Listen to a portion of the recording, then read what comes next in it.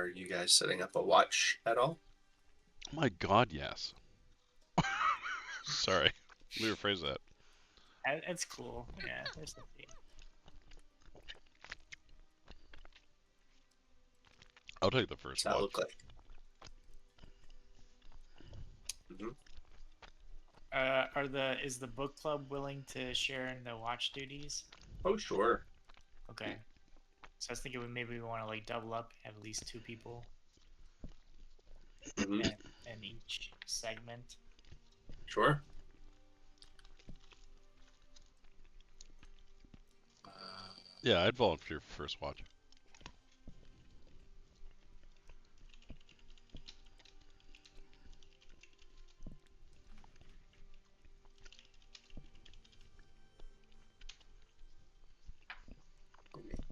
so first watch. Uh,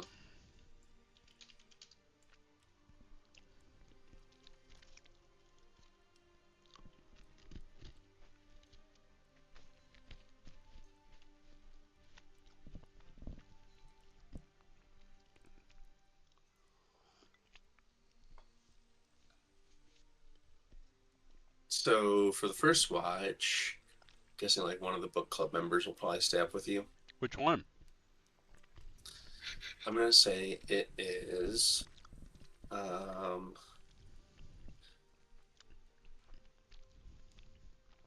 Miruna, who That's is the squat middle-aged woman. squat middle-aged woman. Why don't you roll for me a hidden perception check? You know what? I would love to.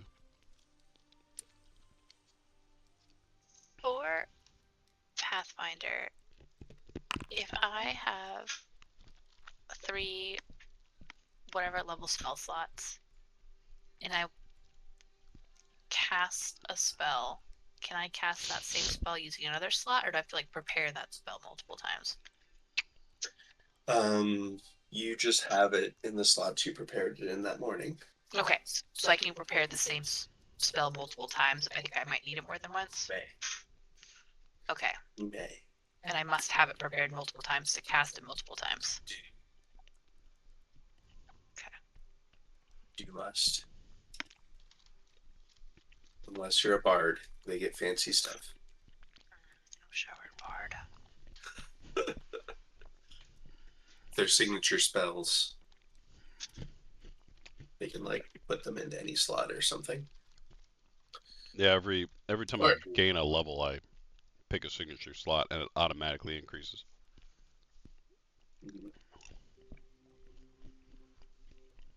So far, it hasn't helped at all. um, the first portion of your watch passes fairly quietly. After about an hour of watch, Miruna speaks up and says to you, um, what would she say? What would she say, Andy? How would she say it?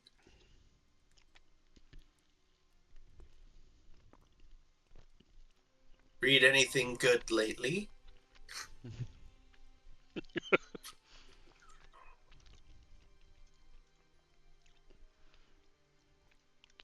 Well, there's not a lot of reading around. I fumble with the only book in my possession, which is a sacrificial log. I did pick this up a while back. I'm gonna show it to her. All right. She takes it with glee, seeing that it's more of like a document. At first, her gaze kind of like withers a bit whenever she realizes like, oh, this is a book, but that quickly changes to um, a sense of wonder you see in her eyes as she is looking at the first page. And you see in there is a list of like members of the group of the Durst accomplices from your, and in that list is the name of one of the names bears the surname Watchter. This is a relic of the past. Where did you find this? Well, I can't give up all my secrets. Intriguing, You isn't it? must tell me. Well, I found myself in a mansion not too long ago. I considered it a gift.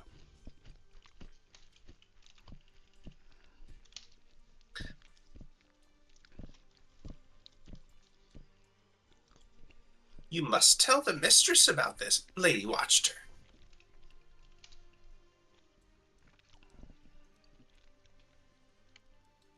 These gummy bears are real good. Um, you think she'd appreciate it? Lady Watchter appreciates all knowledge. She like straightens herself up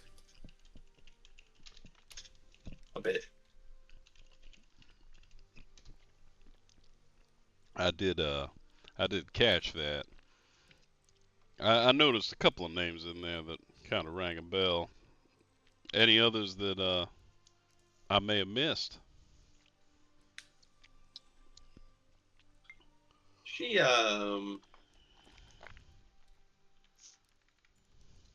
glances down at it again.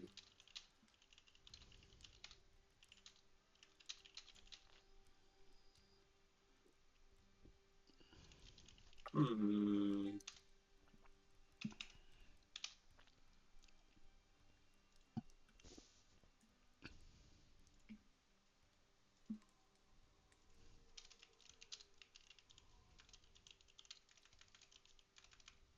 She looks and says, some of the surnames are familiar, but no families that I know of living.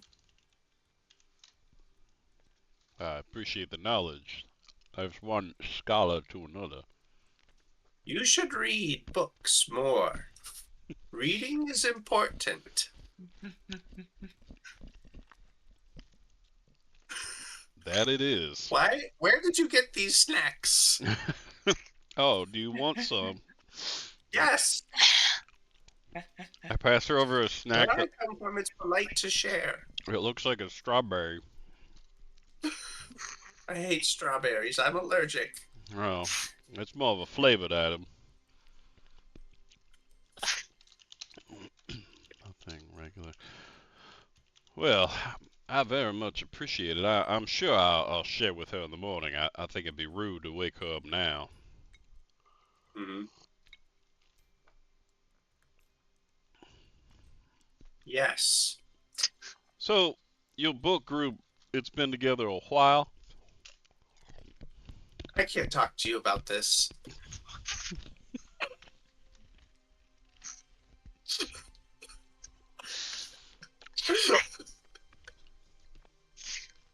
I kind of awkwardly, like, shuffle my feet.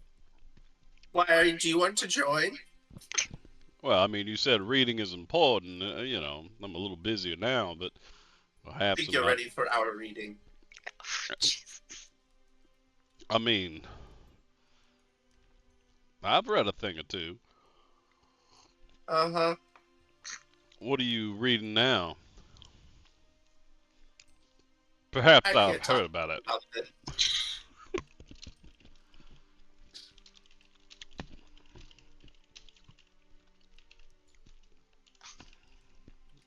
Oh, I mean, you don't have to. I mean, you brought it up. I should say no more.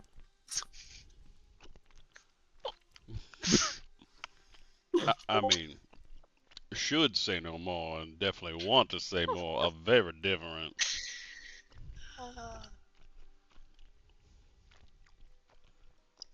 I will say one thing more.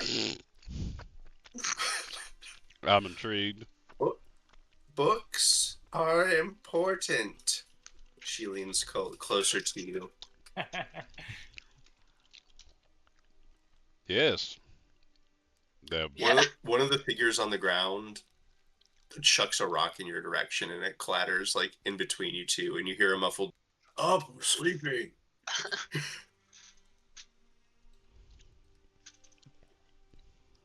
books are She important. she just sort of like hisses a little bit and says, "Andrej is a bitch." I get that.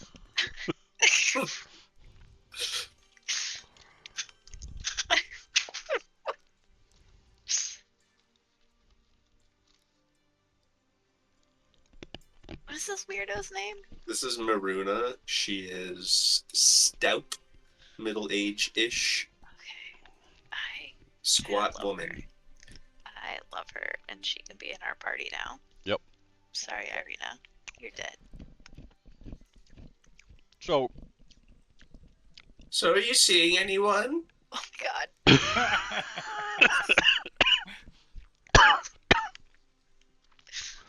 that strawberry got caught in my lungs. I mean, I see many of people. You, your reading group travels often then. Oh, I dropped the frog. I can't talk to you about that. Well, talk to me about yourself then. Where do you come from? I was born in Vallaki. No, do tell. Well, my parents were born in Vallaki. They had me and two siblings. My siblings have died, but I still live.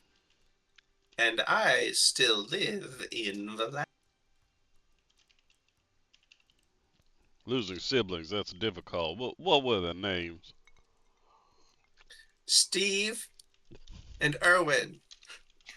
Oh my goodness. They seem like great individuals. They were bitches too. They die in the lake. I mean, clearly it was a loss, but if I could, how did they die? I can't talk to you about that. You're drunk. Maruna, what do you want to talk about? Depends. Are you also a bitch? I mean, I don't believe I am. We'll see.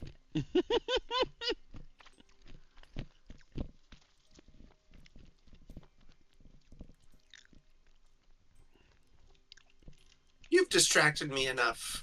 I should get to work watching. Wait, you haven't been watching this whole time? You're very distracting. Don't be a bitch.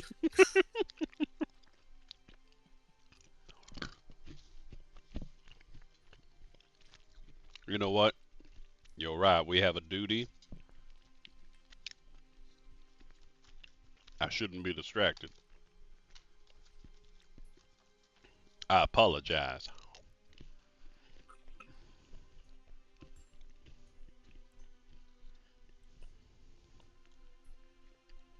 Your watch passes uneventfully. I would call that eventfully. Otherwise uneventfully.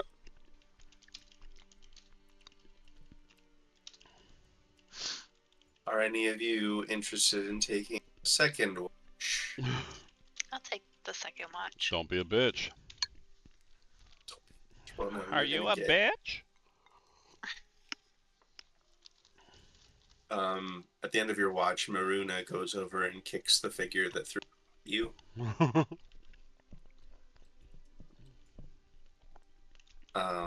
Who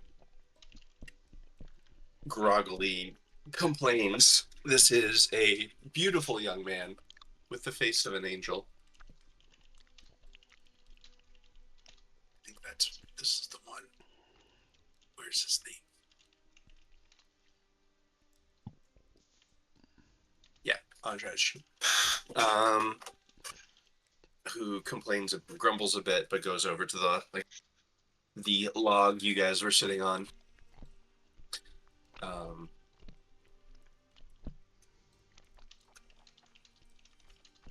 And Ro, you're awoken. I don't know if Corvus had anything to say to you before bed, but Maruna goes to sleep. Yeah, I shake you awake. She wakes immediately, like as you reach for her before you touch her, her eyes pop open. Whoa, hey, I just want to warn you, don't be a bitch. And then I'm just gonna crawl into bed. What? I don't know. Apparently I'm a bitch. Good night. You're not. Good night.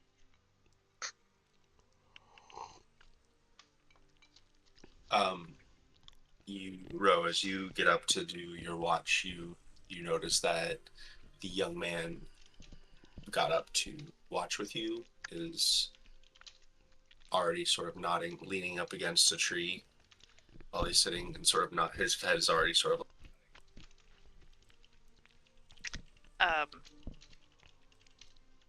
probably in his young 20s. Yeah. Yeah, she clocks that, and then she's used to watches, and so she's not worried about it. She'll let him sleep. He doesn't say anything. You got the eyes of Might be a a werewolf. How's the moon looking? Oh!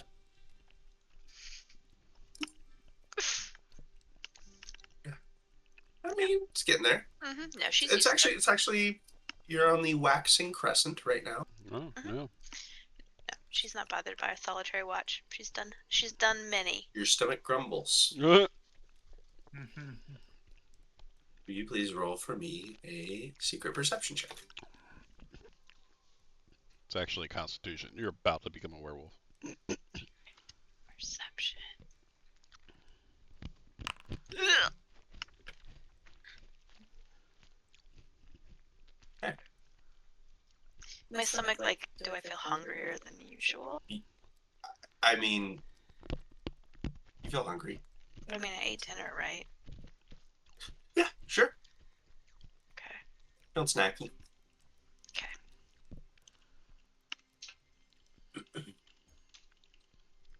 Do you get food? I guess I'll have some deer jerky. Yeah. Raw Yeah, and I've got some. wriggling. I got some venison. I don't know. It's old. It's old venison. I also have rations. I have lots of rations. I'll snack. You Oh, jeez. after about an hour, snack on your rations. It helps a bit. After about an hour, you don't see anything. However,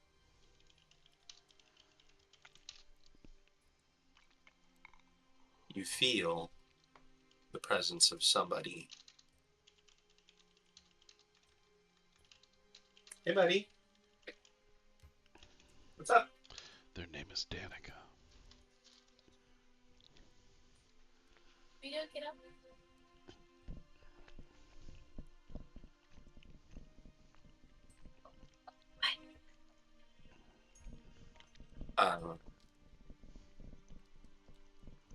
I can't tell her what she feels.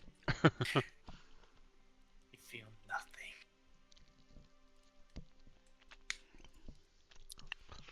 I have to put these candies away or I'm gonna be sick.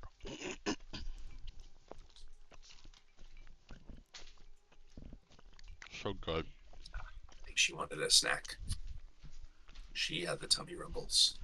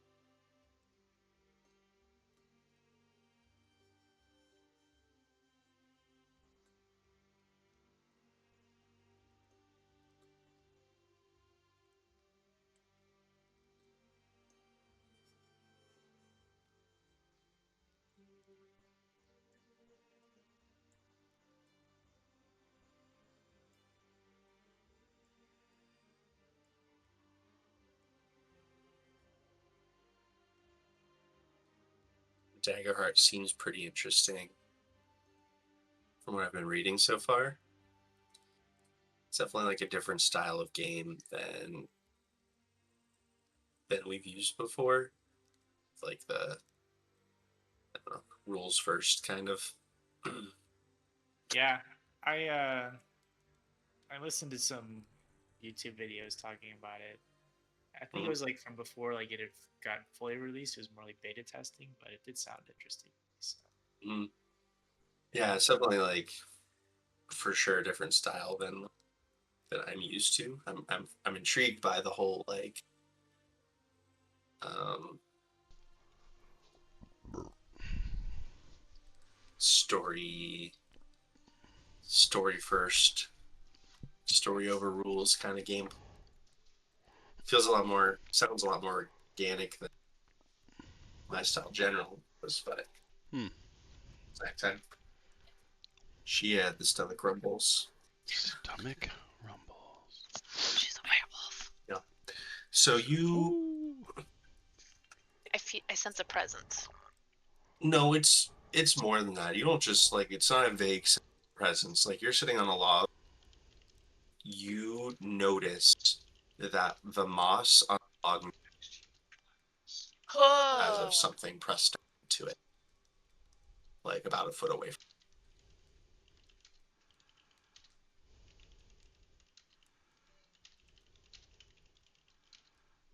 Okay. you. Rolled really well, so you do anything. Okay, but it sat on the log next to me rather than doing anything aggressive. Because I was gonna just like backhand whatever it is, whoever it is, but it's not aggressive. It's just sitting there. But why isn't it saying anything? Maybe it can't. She doesn't acknowledge the present and is trying to process what she's going to do.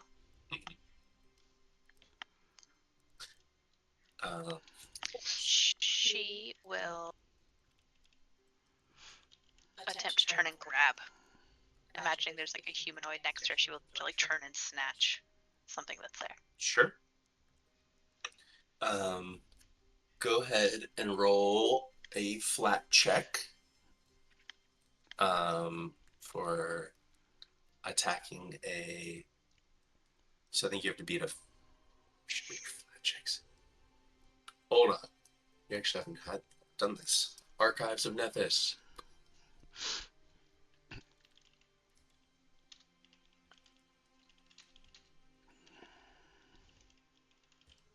Roll a d20, please. Just a d20? Yep. Because it's a flat check to.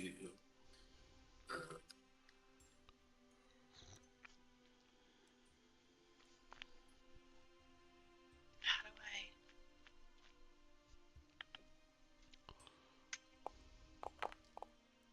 Was it supposed to be secret? No. It's supposed to be Okay. good though. So you're to target an undetected creature. You pick a square and attempt an attack. This works like targeting a hidden creature requiring a DC 11 flat check. Sorry, I should have rolled that in secret. So you got to roll an attack roll, Um, unarmed attack. unarmed attack. Yeah, I'm supposed to roll them in secret.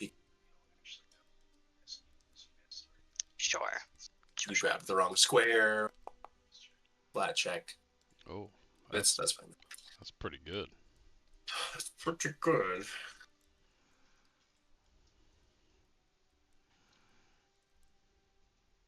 Okay. You grab onto. You snatch onto what feels beside you, and the darkness and shadows next to you begin to dense as if threads of mist being pulled in the area. It's Strahd. I'm gonna pee my fucking pants.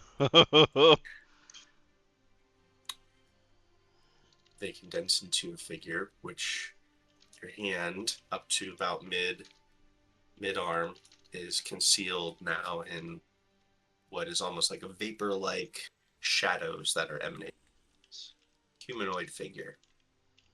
Seems to be wearing a cloak. Is otherwise kind of like leaking shadows Ooh. that seem to sort of like fall to the ground and dissipate. Okay.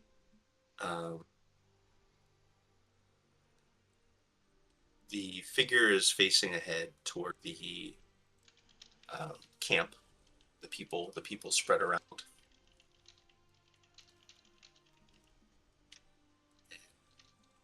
Not acknowledging your hand on it at all. A deep voice, comes to you as if warbling through water. And the voice, this figure says,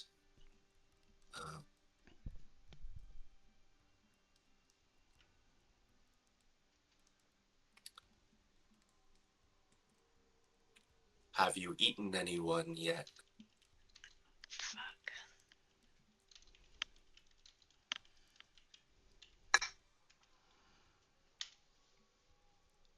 Have you? I have not. But the full moon draws closer, and I am concerned. Who are you?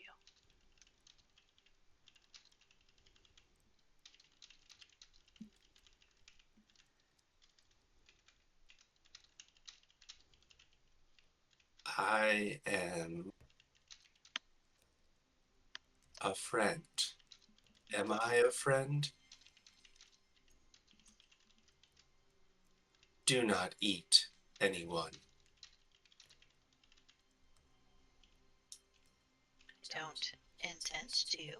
Do you have any advice as to how to avoid that?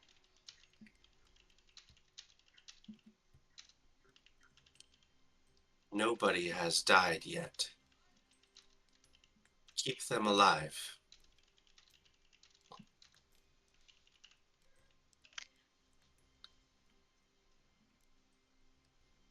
They are precious.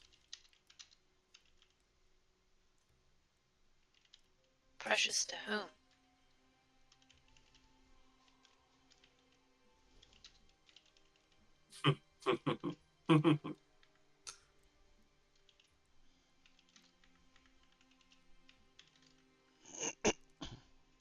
I'm going to attempt to pull the figure closer. Let's say, what do you want from us? Or what do you want with us?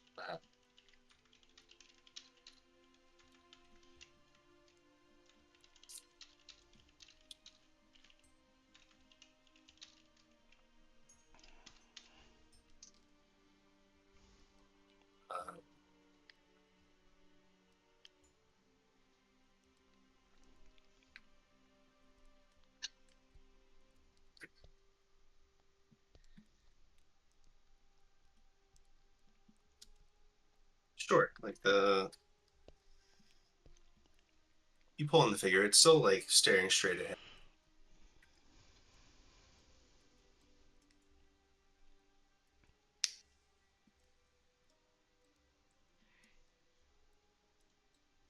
I want to set things right.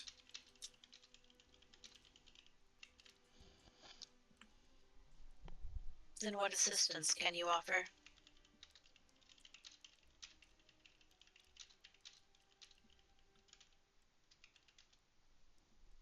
It took you a long time to get here.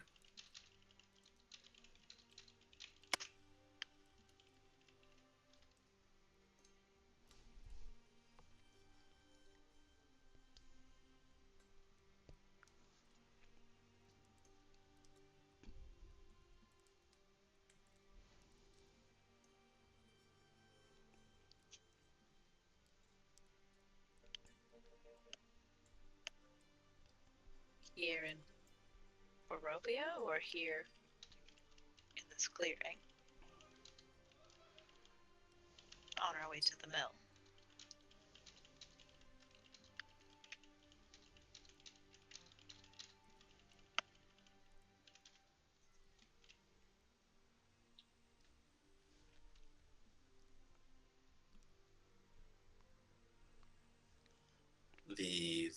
The figure sort of looks up towards the sky, for the first time seeming to take in their surroundings other than staring blankly, weirdly at the camp.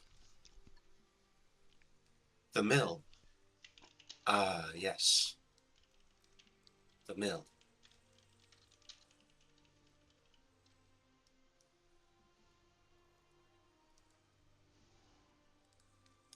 Stella must be saved.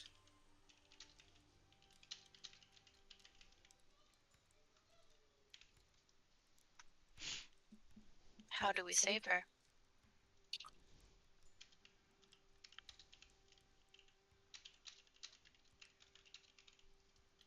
Roll a perception check. Secret. Ooh.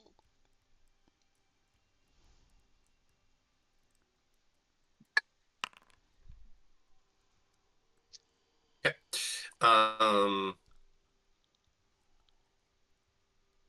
You see one of the sleeping folks in the camp rolls over with a groan, catching a better, like, comfortable spot. Uh,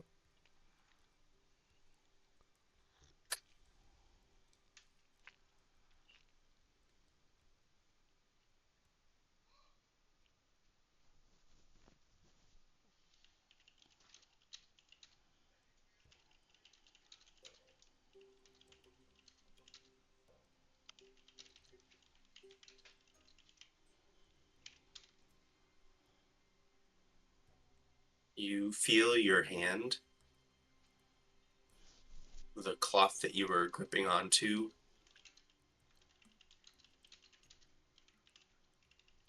softens and dissipates as your hand feels like it's passing through water.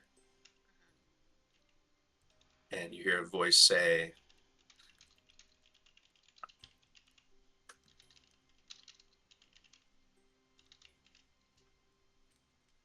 "Save her, you must. We will meet again many times."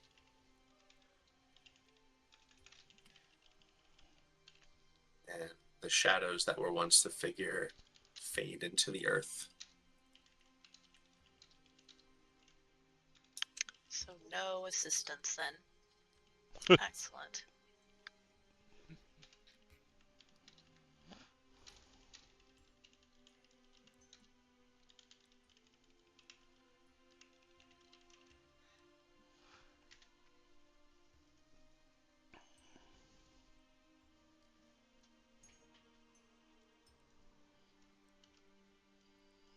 You hear a howl of a wolf. Ooh. So the sound nearby or just somewhere off in the distance? Distant. Okay. Distant. Okay. You hear it.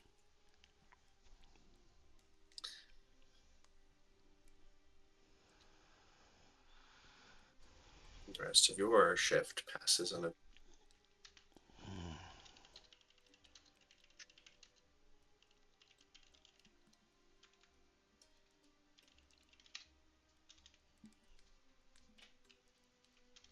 final watch.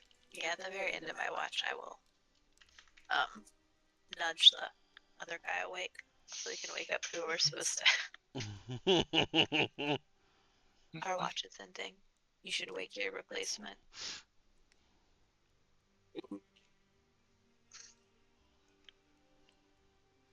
Just nods. Tries to wipes away some slobber that was on. Tries to give you a charming smile. And you will wake up. Boris, the big man, a bowling hulk of a man. Boris. Ro crouches down nearly but out of arm's reach and softly says his name until he wakes up. Okay. Lee will open his eyes. He nods at Ro. She'll nod. And then head to bed. Right.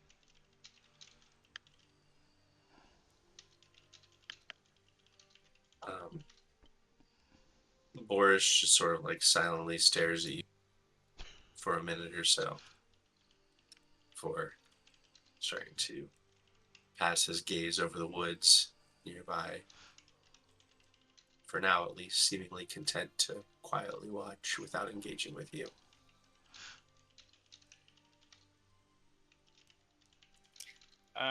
Lee will kind of stroll around the camp a little bit and just kind of look out into the night. See if you can see anything. Sure.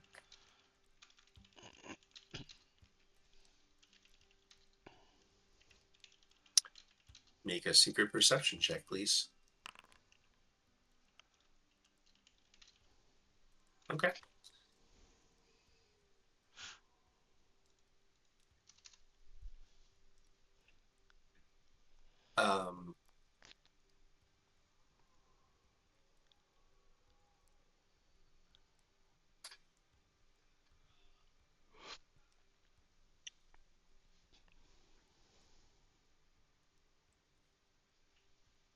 You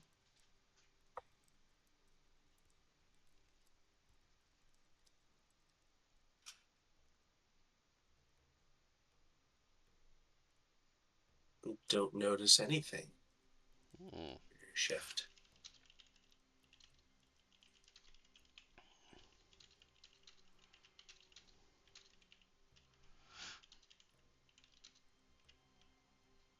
The thought, however, of meeting the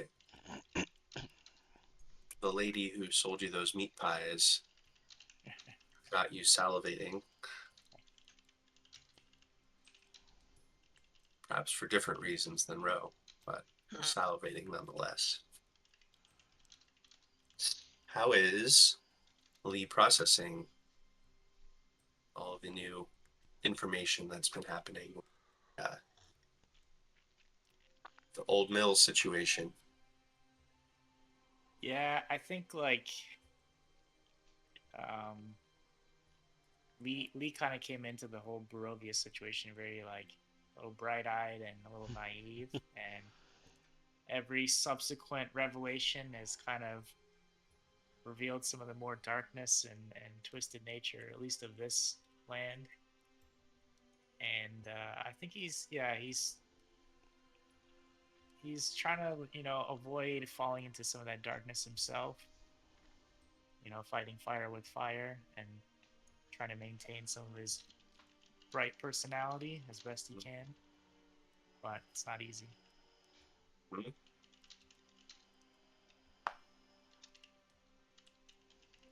I think thinking about the meat pies, he probably wants to distract himself a little bit, so he'll walk up to Boris and he'll pull up his arm in an arm wrestling challenge. little something to stay awake.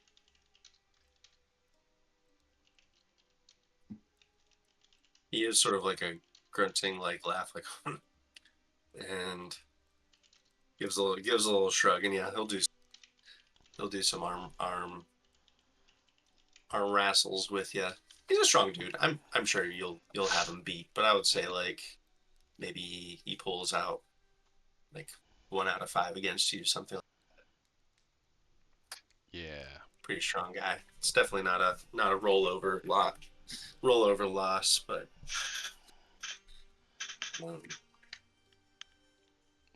um, after a few of them, says, "You're strong. Don't know if I would have had you even 10 years ago." Took a lot of work, but thanks. You're a good opponent. I appreciate the distraction. I've got things in my mind. Kind of like claps him on the shoulder. He sort of like eyes you warily. Focus up. About to be in the shit.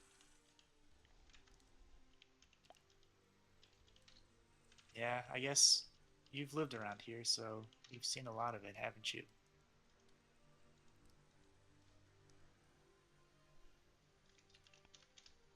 It's all of Barovia. This whole place. It's a death trap. You're in it. Yeah, I'm seeing that more and more every day.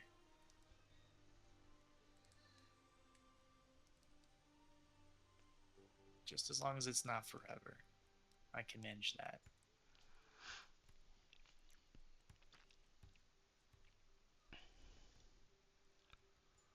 He just sort of like lets out a kind of a the grunting laugh again, and sort of just starts looking back at the trees. Sort of like a scoffing laugh. This time, like, huh. It's like starts going back to watching. Um, Probably after a minute or so of him looking around, he'll say,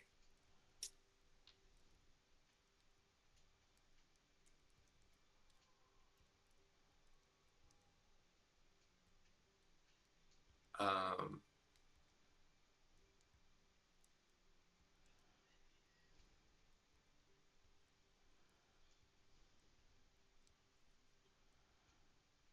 "When the shit starts to fly, we're all going to need to work together. I need your head in the game."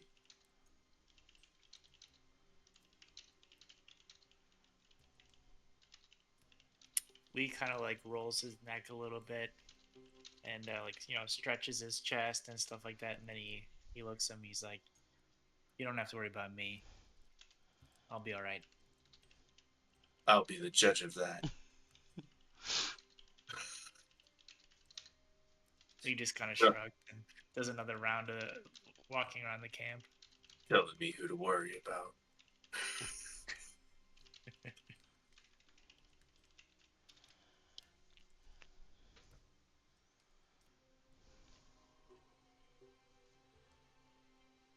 You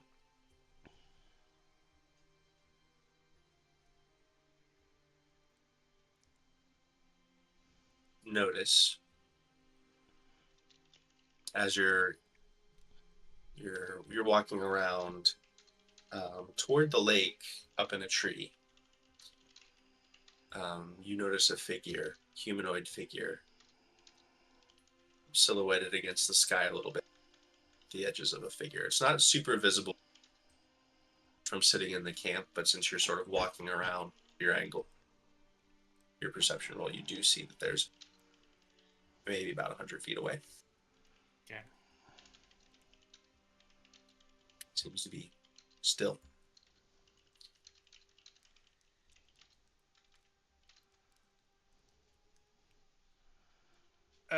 He'll just kind of like stop his patrol and just kind of like stare at the figure. Not in like in a challenging way, but just kind of like I see you.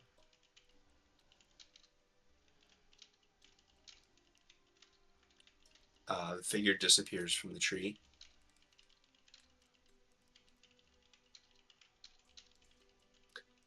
And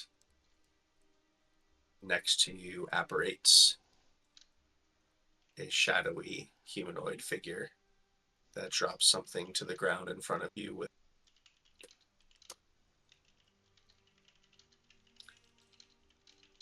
"You won't be bothered tonight," a deep voice says, as if warbling through water.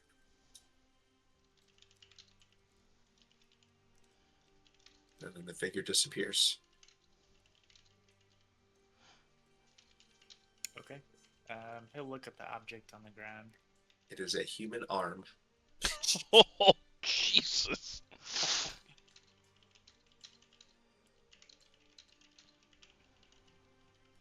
The arm seems to be frozen solid and frostbitten. It's a bit scrawny, and the skin is taut around some wiry muscles. But it bears similar tattoos and markings to the druid that you saw.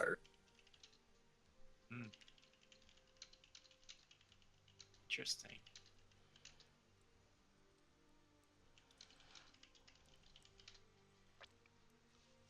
Interesting. Like the fingernails are all elongated and kind of like chiseled into claw-like tips. There are these entwining vine-like tattoos that go up. It's not bleeding though. Seems to have been kind of like freeze-dried. Okay. He's not gonna pick it up. He'll just leave that there. Keep note of it for when everybody gets up. Okay.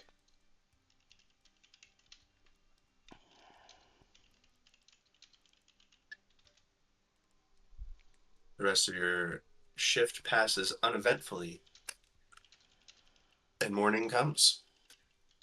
Before everybody else kind of starts waking up, it seems like Lee will go over to Ro and wake her up, and he says, "Before the others get up, there's something you should see. I think it might be from that man we saw last night." And he'll go and show her the arm. Like a sliced off arm, a ripped off arm. It's from about the elbow down. A human arm. Is it like a clean cut, or is it like? It's a little jagged. Like I said, basically is kind of dried. Shows signs of like frostbite. Has it been cold lately? Nope. I mean, yeah, it is cold, but not that cold. Where did you say this came from? Some shadowy figure just appeared. His voice, it sounded like he was talking through water, and he said, "You won't be bothered tonight. Drop this." Kind of looks like from the man we saw last night.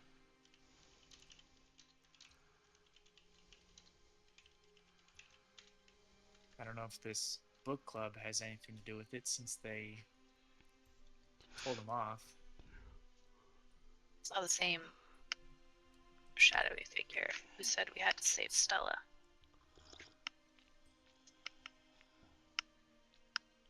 I don't trust it though. I don't either. Seems to be helping, at least in its mind, but yeah, maybe malevolent overall.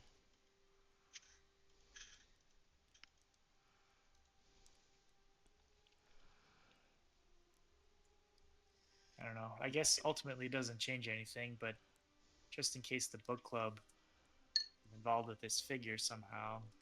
We should maybe keep our eyes open. Yeah. It seems like the Watchers have a history with them.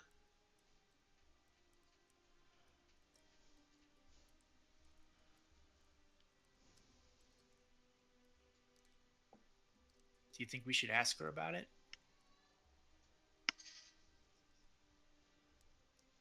Yeah. See how she responds.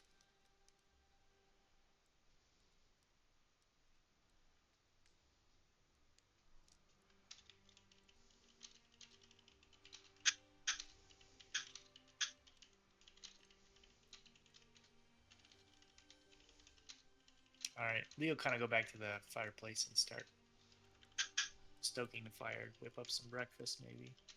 Sure. People begin to stir themselves and get up. The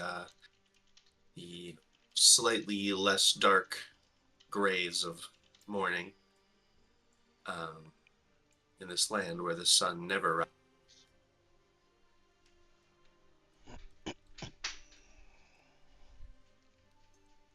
Say, Victor's probably already up as textbooks that he brought with him. The rest of the book club is up as well. You start rousing over time.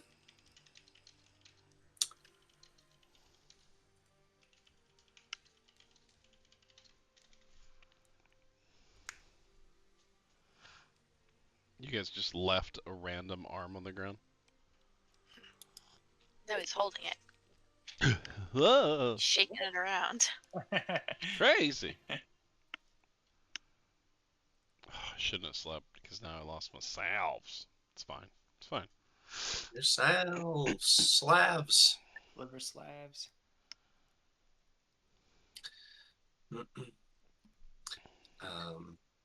Didn't Yeah. she tell us about like this? At least something about the. Remember towards the end last time.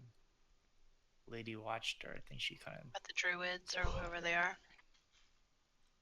Yeah, and then there was like the person that was like their mentor. Yeah. Yeah. She owes a debt to Strahd. That's right. Yeah. The daughter of Mother Night. Forest folk of Yesterhill. Huh. Yeah. So maybe this mentor is the shadowy figure or connected to the shadowy figure.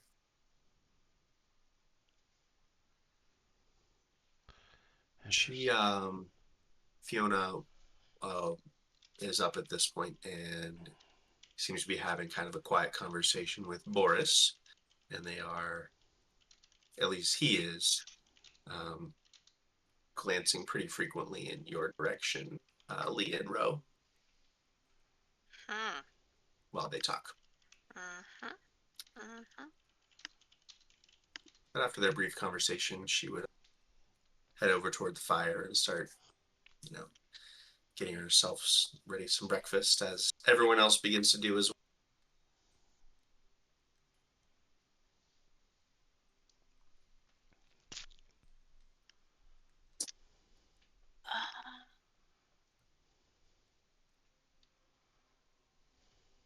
What were they called?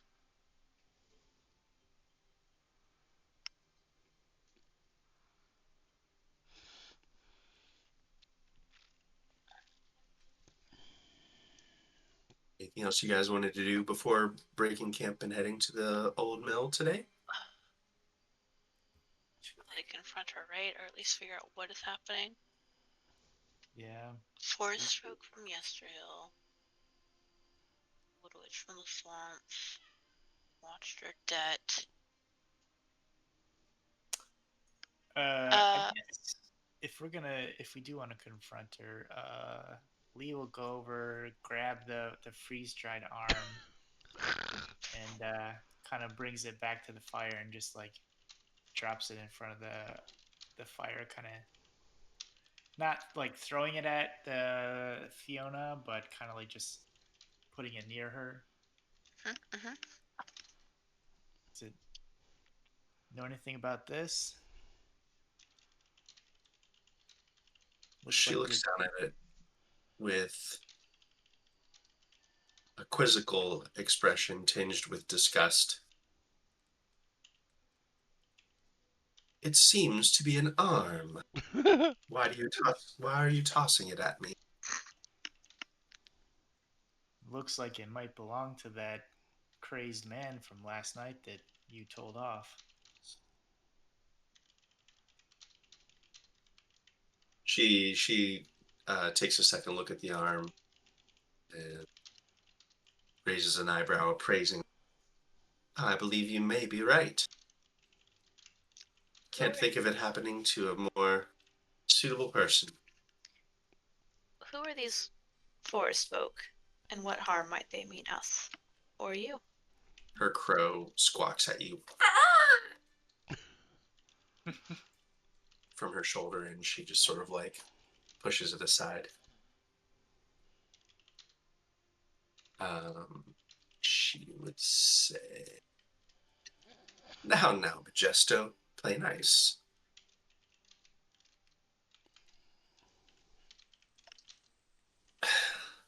The forest folk worship Strahd as a deity.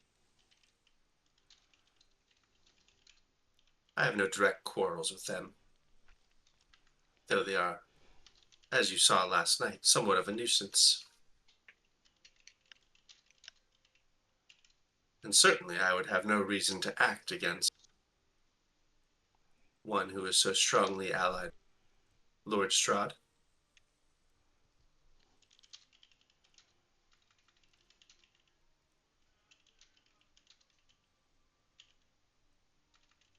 Some figure, Why?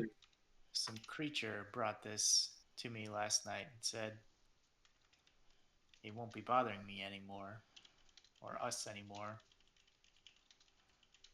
Same figure told her, and he nods towards Ro, that we need to save your daughter.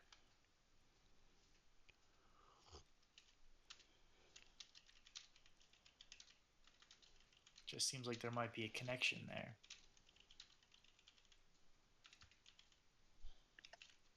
I can't say I love strange unnamed entities visiting vague, unspecified promises and gifts such as this. However,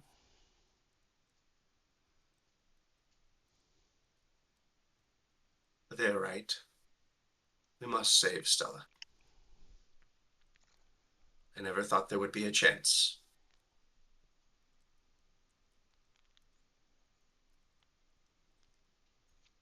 I don't disagree. We definitely need to save her and those other children if they're still alive, but you don't know anything about this figure? Some sort of family guardian or some or the like?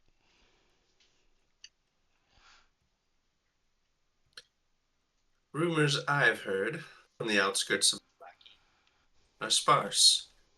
Of course, there are those that talk about the wolf people that wander the realm, though they're rarely heard of from the east side of where we are. Similarly, rumors have been spreading about some madman from Mount Baratok, again to the west, not the east.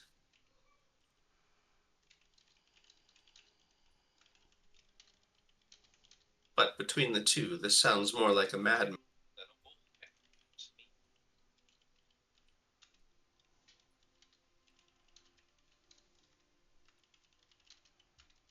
Could be. Could be.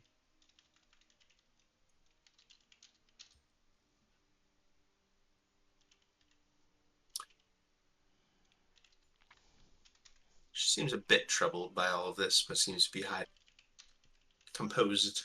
She seems to be mostly. Let me roll. I guess probably perception would be the best to see if Lee thinks that she's lying about any of this. Sure.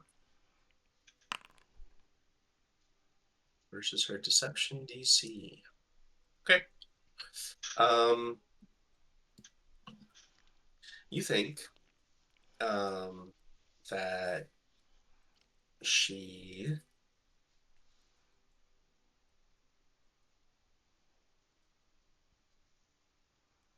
she seems troubled, and she seems like she doesn't understand who this is or what it means, which is probably the most troubling. Okay.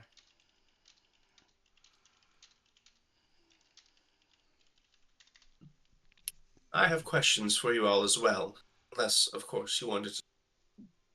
Madman on the west side of town.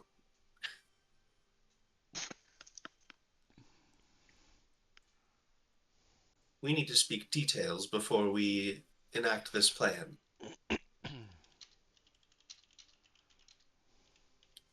Gather round, all of you. While people are eating, Boris kind of just like gives a grumbling grunt.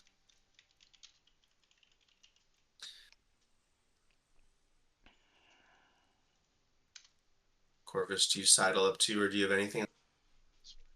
No, Chime. I'm just listening at this point. There's a lot. Okay. There's a lot happening. Mm-hmm. First, to prepare our ritual, how many hags are we looking at for this binding spell? Does she have $2 or $3? She has two daughters. She I has think two in daughters, total yeah. there's three. She's sort of scribbling down some notes, not looking up from paper. She asks, "And how do you intend to obtain their names for me?"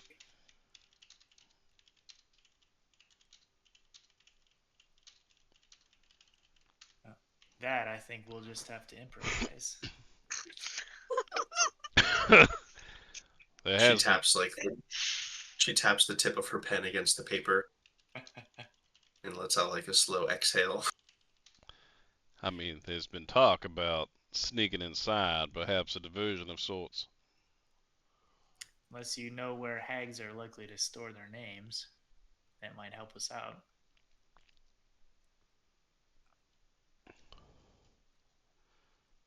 Uh,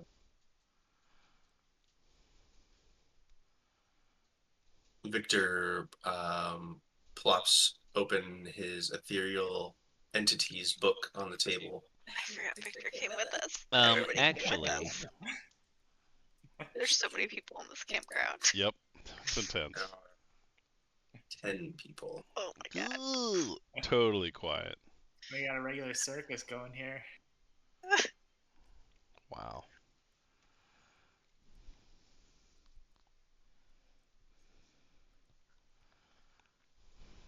Ethereal entities. Oh my god. Night hags. Does Victor have glasses that he can push up the? Actually. Nope, no glasses.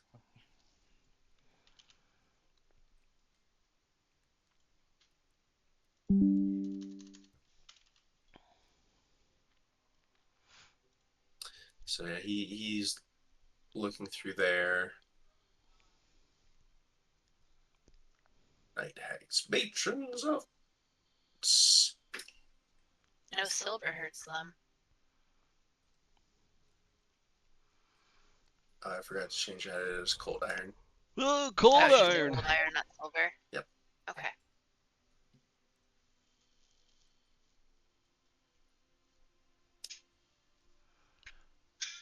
Ow, ow, ow, ow, ow. Get a towel down first, so you don't poop on me. Don't poop on me.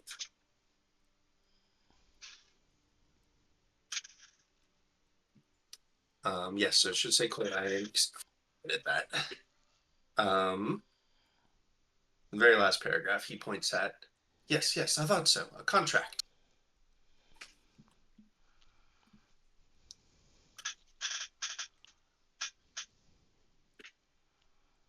It's precious to them and binds them to the coven.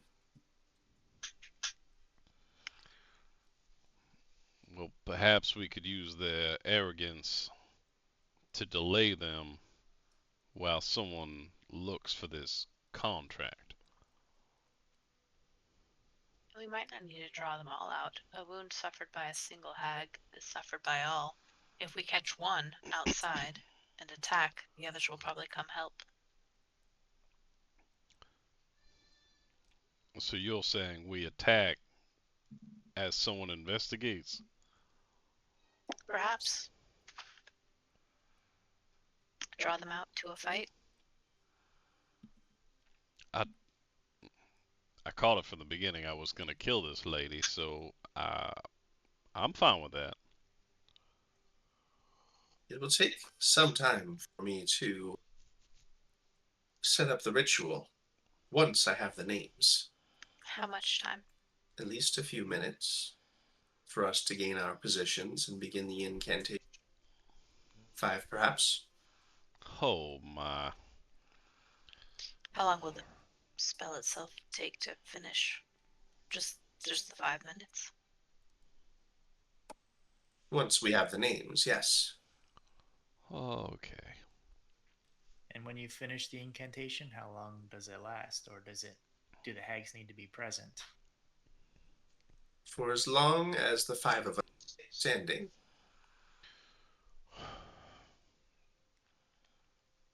How bound are these hags? They will be prevented from leaving the circle, and they will be, through any means, even escaping into other planes, such But they will still be capable of movement and attack. yes, within the circle they will have. Oh my. Something to keep in mind is that wounding one damages them all. So we get to focus our attacks.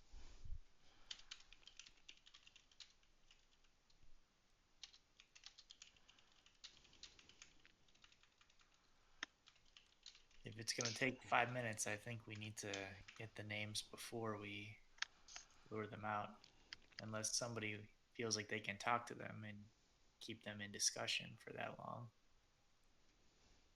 Now I think that as stealthily as we can enter, and then if we need to add a diversion, but 5 minutes is a very long time to either be in conversation or in combat. I agree. I do think their arrogance could be part of their undoing.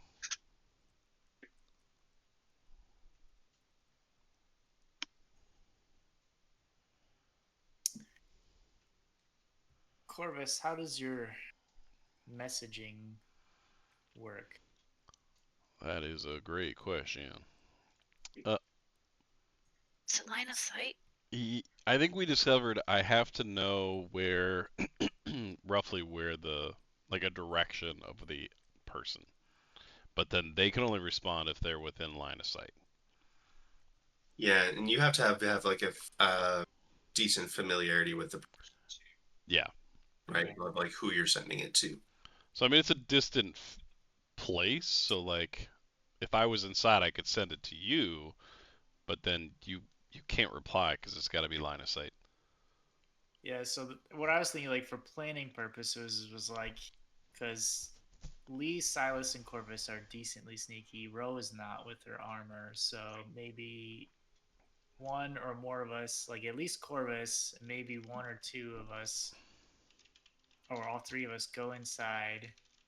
Ro stays outside, and then if we need, some sort of distraction, you can message her and say create a distraction, call out the hag while she's outside.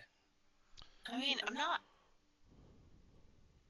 terrible because I'm trained. I just have my armor Terrible. check penalty.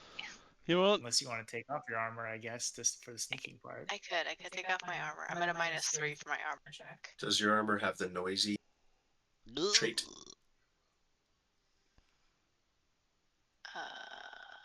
Well,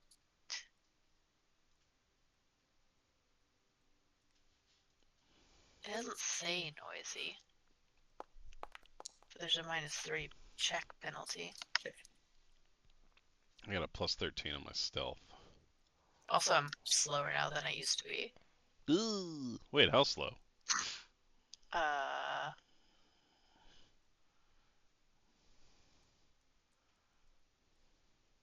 Where's my speed? It's the first page. That's a lie. I don't see it anywhere. 20 feet. Oh, you are slow. I swim at that speed. That's with your armor on? Yeah. Okay. I have full plate now. Okay, so we're not running I mean, away I from still- them. No, I still have a +7 to stealth. I mean, plus It's not, like, 7 is nothing atrocious. to, shake a stick at. Yeah, it doesn't appear to have the noisy trait. Okay.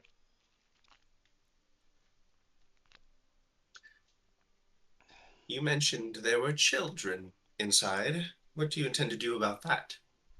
Says Fiona. I mean, the plan is to save them, is what we need to do. She nods.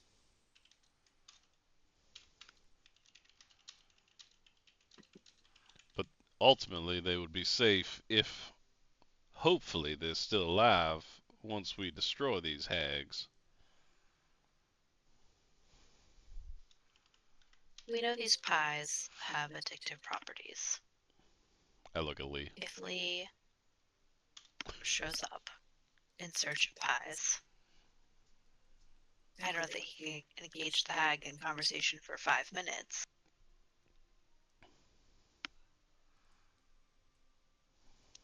But that might cause something of a diversion, showing up and demanding pies. Well, if you think you can get in and out, find their names without being detected and without a scene, perhaps they'll be none the wiser.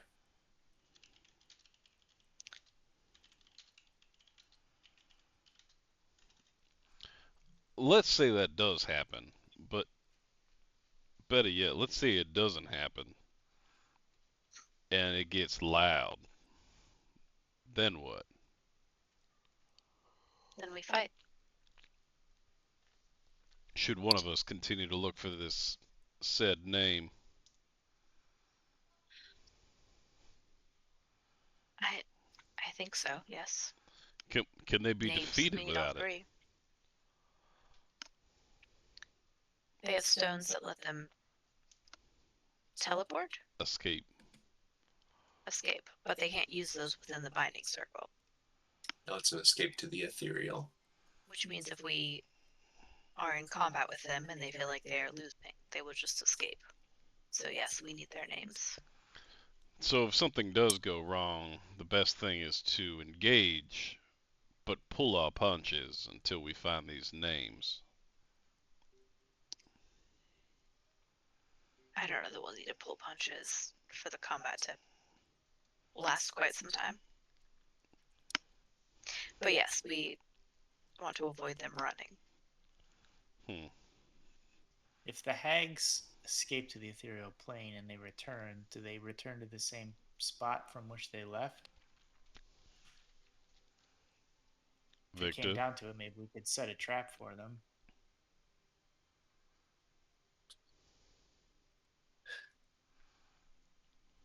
If they travel to the ethereal, they should come out wherever they wish.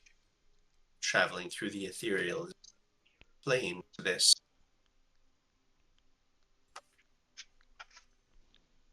If they leave to the ethereal, especially out of flight, we will probably not see them again. Out of character. Is Silas stealthy? I think he really is. Yeah, okay. I think the 3 of us are like 13, 12, 12, or 13, 13, 12. Yeah, something it's like that it's for pretty backroll close. rolls.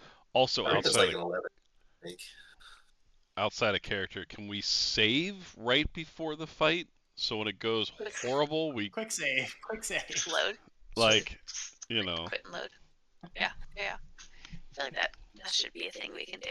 I feel like it is. Lee's pretty fast, so like if we want to split up, like Lee could stay with Roe and Silas and Corvus go inside because maybe it's better to have less people sneaking around and Yeah. making rolls than more people. And Ro can buff them before they go. I I think if Corvus and Silas sneak in, Corvus can always send a message, like an SOS, where we just bust in. And I feel like we're trying to avoid combat as long as possible, but if we need to, yeah. we're ready to bust in. And then if Lee and Ro can be a diversion / ready to beat down the door. But we've got to get that contract. Yeah. It's gonna be great. So if we can find a way for them to stealth into the mill. Do any maybe members that's of the like- book club have like invisibility or other related magic that might help with a stealth mission?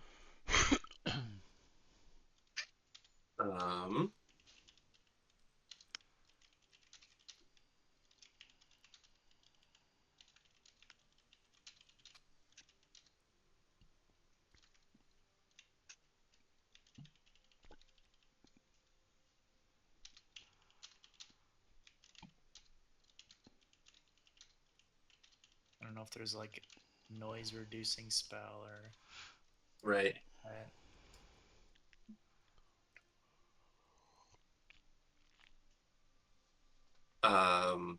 Fiona, yeah, I guess since this is probably about when we'd be doing like morning preparations and stuff. Fiona says, I should be able to help with 2 of you, if you wish.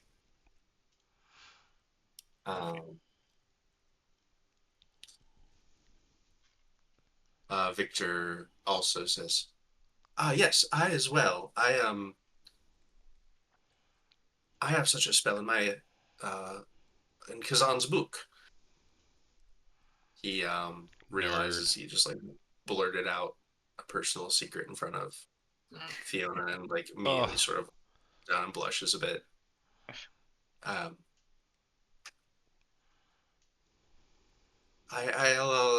I'll begin preparing. I also will be preparing in case the witches try to undo the ritual, the binding circle.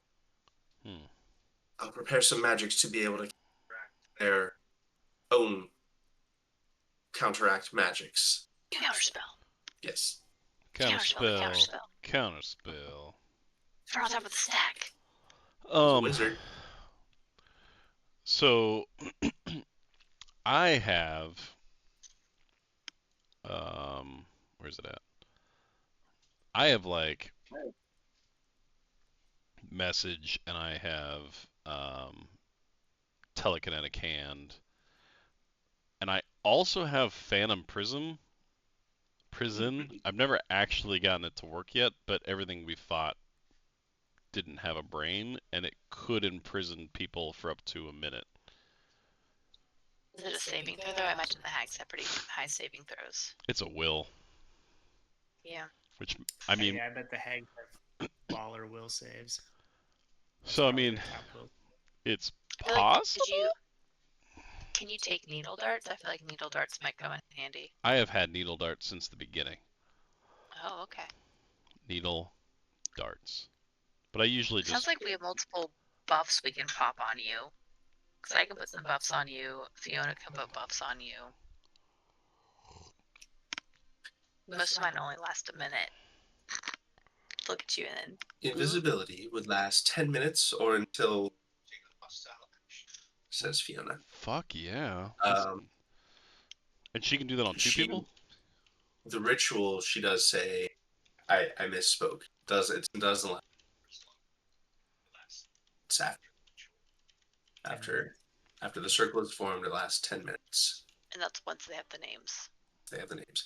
So yeah, she basically like she needs once they have the names, have her have book club spread out around the hill, which will take time for the position.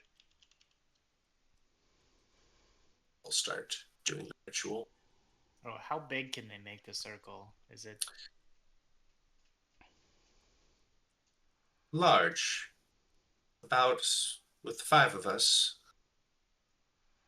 we should be able to surround the entire hill of the old mill. Oh, okay. So All it's right, pretty. Yeah, we don't have to like lure them out or anything, good. as So long as that they're. you can stay relatively hidden, and I'm not concerned about you getting attacked immediately. Immediately. As Hmm. long as you keep them away from the periphery of the hill. Though, if one of my associates does fall, the circle will be broken immediately. All right. So let me make sure I get this right. Silas and I, and I'm sure he like lets out a whimper, um, are going to both be invisible, sneak into the abode, look for some sort of contract, while Lee and Roe casually stroll up the road looking to acquire some more pies. All the while, Sounds you like a guys are great plan to you, Lee. hidden. I know. I can't believe we're fucking sending Lee in to get I pies. This is awful.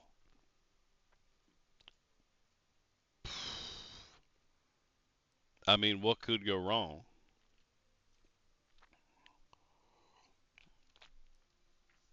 Now, once we do find these words, names, and I could probably send it to you, Miss Watchter. Um, is our goal to kill these hags?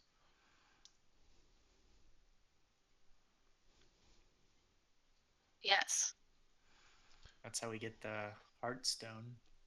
I mean, we could just ask for it, but I agree. I have been looking for that result for a while.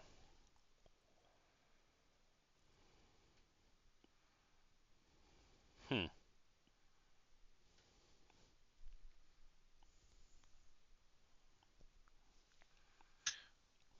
Well, I'm convinced that's a perfect plan.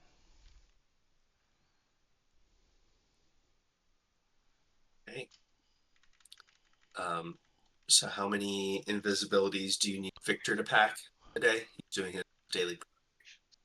So I guess two if it's just Silas and I. Yeah. And Fiona has 2 as well already. Uh, So she could actually cover those 2. Victor, Victor could do more if you wanted it, if you wanted. Victor, I have a question. Perhaps you know from your readings.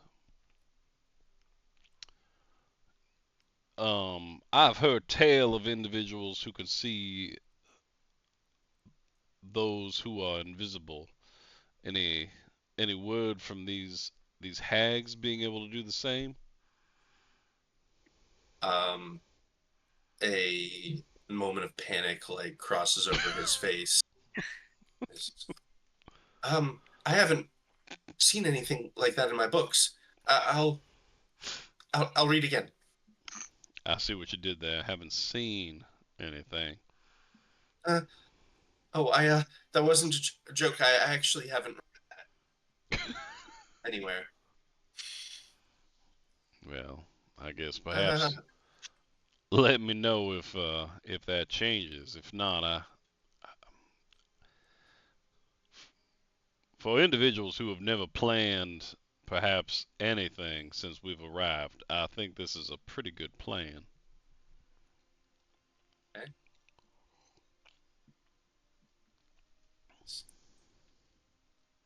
Onward and upward. Think so. Okay. The old Svalich Road continues on through the woods and curves away from Lake, twisting down to the south to start leading up toward Castle Ravenloft, to the east. Uh, which transitions after about another half day's journey. from being a winding path, Balanok Mountains to a lazy trail. Wait, that's not it.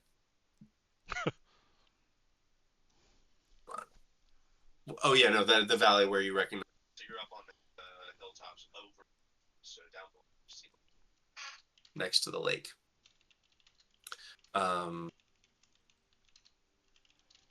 Here, there's a branch on the road that you saw before the last time you traveled, leading west to a promontory, atop which is perched a delightful stone. Its warped wooden veins stripped.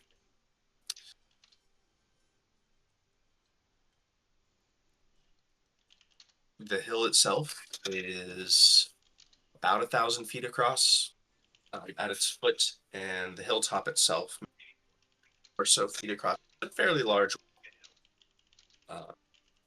and it is ringed by forests. The road itself leads up the hill. One side of the hill it has a sheer like cliff face. At the top is windmill.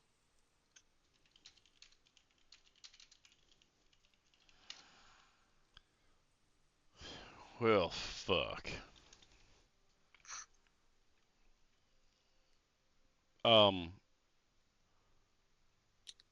It's gonna be great. did we give Silas the other cold dagger, or did we give it to Irina? Because there were two daggers and a sword. Ro has the sword. I have a dagger. I was Yeah. just curious for We the other should one. send if Silas doesn't have the other dagger, we should give it to him. That's what I was thinking. I don't remember as what. Is it okay? Yeah, I don't think Irina has it. She is like a regular rapier and a silver. So That's it. I lean towards giving the dagger to Silas. Yeah. Yeah, if he's going and he show cold iron. Cold iron. Cold iron. So I can cast silence on the two of you. It lasts for a minute, and you won't make any sound, which will help you be stealthy. But it also means you can't do auditory spells for 1 minute. And I think that you can't break it once it's on you.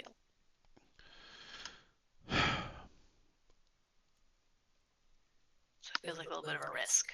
Corvus is pretty smart. He's not dumb. How long does he feel? Not necessarily him, as he looks at Silas. Would it take Silas to run up to that mill from the bottom of the hill? How long? Yeah. I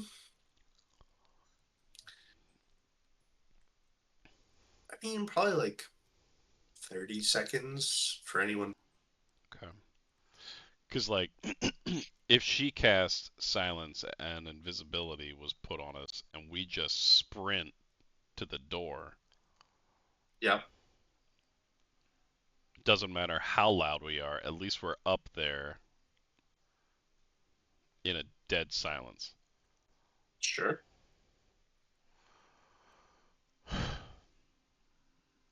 So there's not cover close to the mill.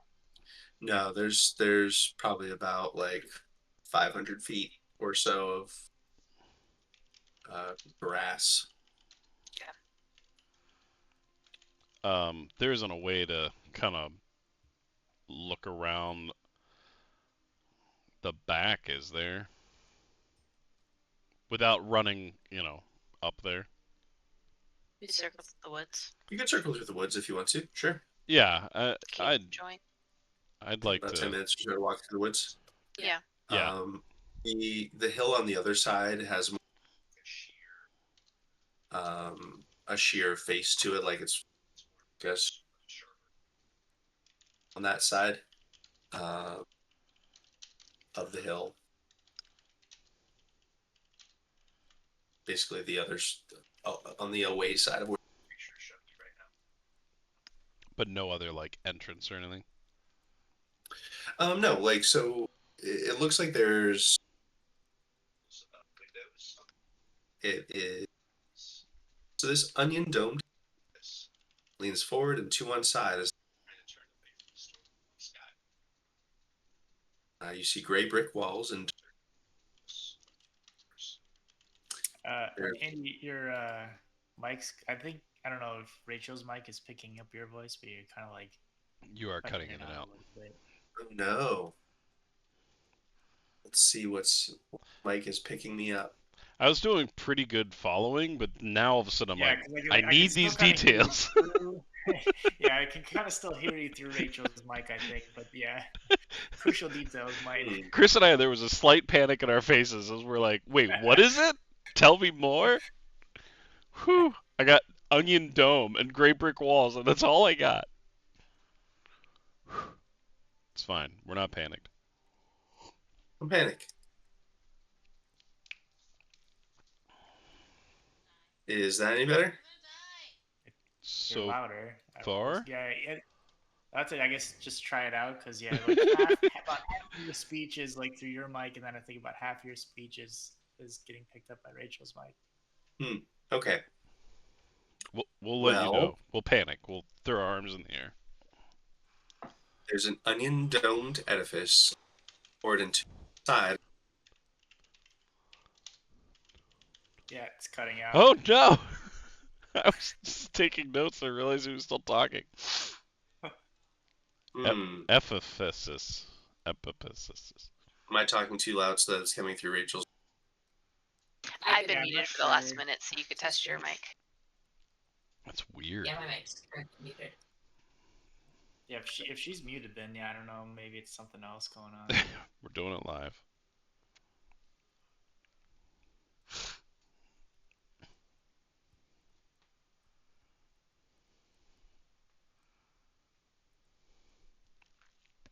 Okay.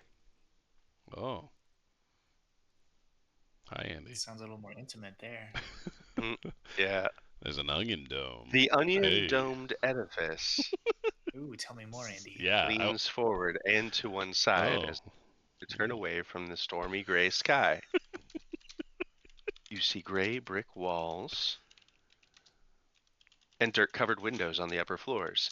A decrepit wooden platform encircles the windmill above a flimsy doorway leading to the building's interior. So you do see there's just the one doorway on the ground floor. However, there are windows on the floors and wooden platform that encircles right about where like the ceiling of the first floor would be, So or it's. the floor of the second floor. Can we tell how high up that is? Yeah, about like 10 feet or so. The platform, you mean? Yeah, because Yeah, I the don't I don't think we can get in the front door without clearly being seen, but perhaps the second floor we can. Yeah. Mhm. We can't tell what like the windows are covered by or anything like that if they're opened or. Is the mill currently moving, like rotating? No, Okay. the veins themselves are broken beyond use. The the cloth that was once made to catch the wind has long since rotted away, and many of the wooden skeleton of these veins is in pieces. I have a really dumb question. Uh-huh. Are they called veins for real? Uh-huh. That's pretty cool. I didn't know that. Like a weather vane. Oh, son of a bitch. Okay, not like a vein. All right. Still Uh-huh. cool. A little different. I wasn't up on the windmill lore. When we circled, we didn't see any sort of like cellar doors or storm. No stealth in here with an arrow. You see nothing from the outside to indicate Hmm. an entrance to a lower level God, I hate that. from your distance. So the backside is like kind of a sheer cliff face. Yeah, not exactly sheer. Definitely Okay, but like a 45-degree angle, kind of like okay. steeper incline. That looks to be Okay. more like loose dirt and rocks. Okay. That's good. So that's probably the best place for everybody to gather, since the ritualists will have to be, somewhat close, I think, right? Do they have to be like in the vicinity, or can they hide out in the woods and cast their spell? Uh, Fiona looks around and she begins pointing at some places near the bottom of the hill, near the forest edge. I think we should be able to position ourselves near the forest, if not within it. Okay. 1,000 feet is is about the diameter we can manage with our number. Hmm. And like eyeballing it, how long would we think it would take for us to get from the edge of the woods to the mill? Uh, but it's 500 feet, so like at a run, um, you know, most people are going to 20, Like 75 feet. So, okay. like 6 rounds Oh, or so. okay. 30, 45 seconds. Ugh, I Okay. did the math. It'll take me 1 full minute to get up there if I'm running. Hmm. Well, I guess you jeez. can use 3 actions, right? So I guess it's a little less You can than do Right. three Yeah. actions. I did it by 2, not 3. Hmm. Hmm. So if you and I, if Ro and Lee are walking at a leisurely pace and being loud, it'll take Mm. us a lot longer than 30 seconds to get up there. Yep. Yeah, a couple minutes. If you're just chilling, I mean, it's up to you how fast you want to get up. Yeah. Yeah, 36 seconds. Okay. So what I'm thinking is maybe Fiona casts invisibility on Silas and Corvus. The four of us kind of walk up the backside of the mill, and assuming like nobody comes out to like greet us, then when we get close to the mill, Ro can cast the silence on Corvus and Silas, and they go in, and the two of us, then can kind of chill there unless we're needed. We don't have to actually like approach unless. That's true, because I don't have to cast silence on them at the perimeter woods because they're already going to be invisible. Right. Okay. Yeah, the only thing I thought about would be if we wanted to like run up and get there quicker, but if we have 10 minutes before we become Yeah, we got Right. 10 visible again, minutes, so so yeah. Do we want to draw their attention from the drop, like as we all break cover at the same time, the two of them being invisible? I Do don't we think just so. have like a full volume conversation, or do we try to all kind of sneak? Yeah, oh, I I think we see what should you try mean. to sneak, and then if they see us, then maybe we try to like distract them. But if they don't see us, then no need to Okay. call attention to ourselves. So before we leave the woods, those two are invisible. Yeah. And then Yeah. once we get close to the mill, I'll pop a silence on them. Right. Give them as much time as possible in the mill while silenced. Hmm. So then the question And then is, we'll be like creeping up on the mill, and if we are seen, we can be loud and distracting. oh, Yeah. how about them And pies? I can shout at you that you don't eat pies. So then is the plan for Silas and I to try to get to the second floor to go in a window? Are you gonna be able to get up there? Is Silas gonna be able to get up there? I mean, I could probably You shove him boost up him. there. I'm pretty athletic. Yeah. And if you're quiet, I'm assuming the silence extends to like your physical body making noises, and Uh, not just your voice. Andy, if this was a game based on a D20 die, um, Hmm. Hmm. what kind of athletics would Silas have? Pretty good ones? Is he pretty athletic? Like a I doubt it. like a plus 10?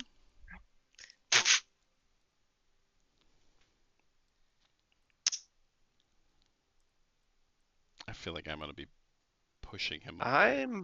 I'm not super athletic. Ugh. But if you boost him, Right? Like I could lift him up. He's got to be weak. I'm sorry. Light. I meant light.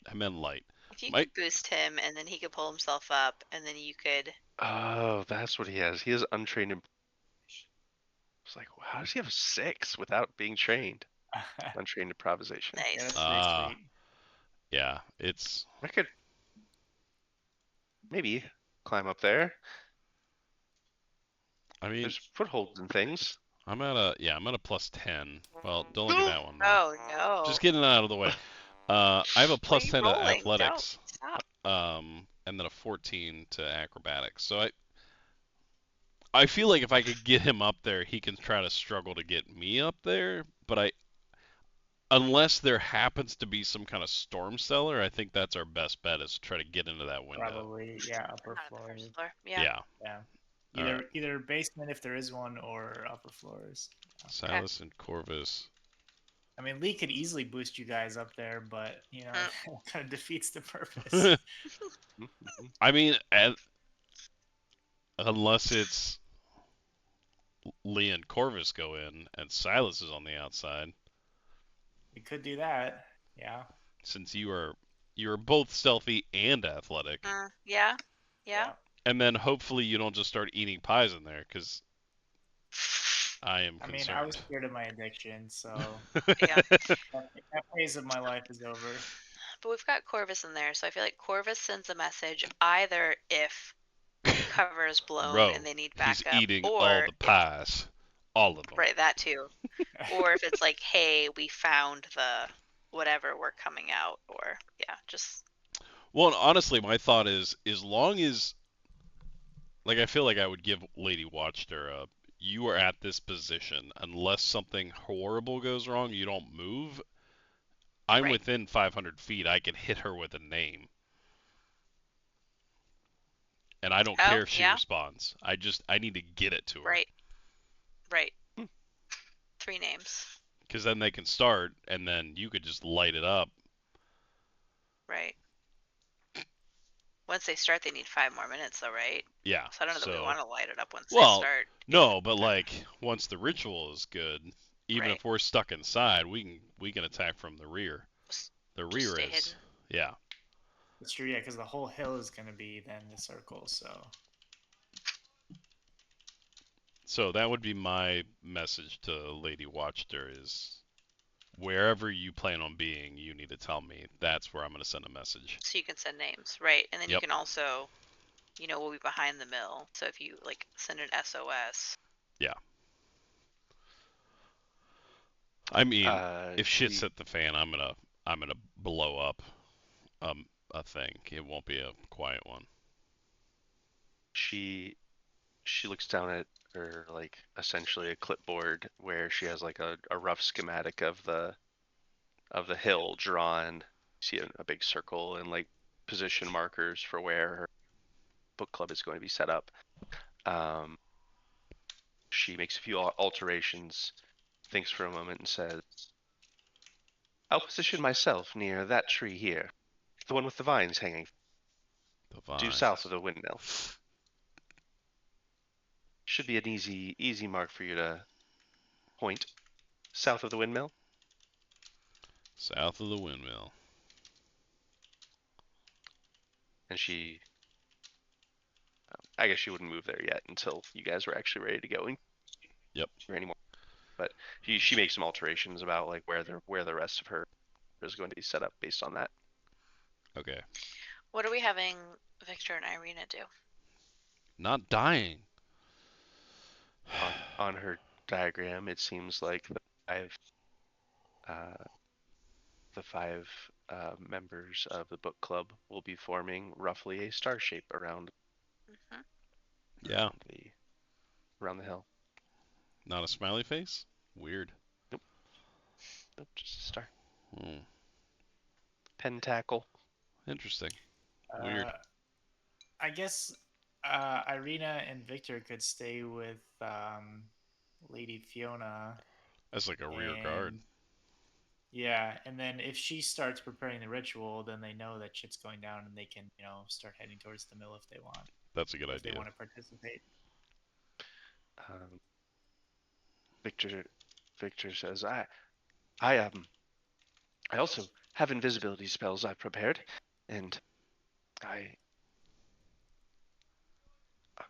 would like to help get the children out, if possible. Oh, fuck this I have guy. spells. Okay, it is I can possible. fly. Oh. He can fly. Can you have others fly? Well, fuck Victor. Why didn't you, as we're preparing, be like, oh, by the way, I can counter spell and I can also fly. That would be really I was helpful. reading about hags. No, we're past that. Can you- We're done with hags. No, we're not even started with hags. We're done. They're dead. So you can fly. You cast fly on other people? I could one other person instead of myself. So just one person, not multiple people. One person. Hmm. What do you think this is? 5th edition? Yes. I would like you to twin them. Okay, so what if I mean, we what if- send someone up in the top as I climb up?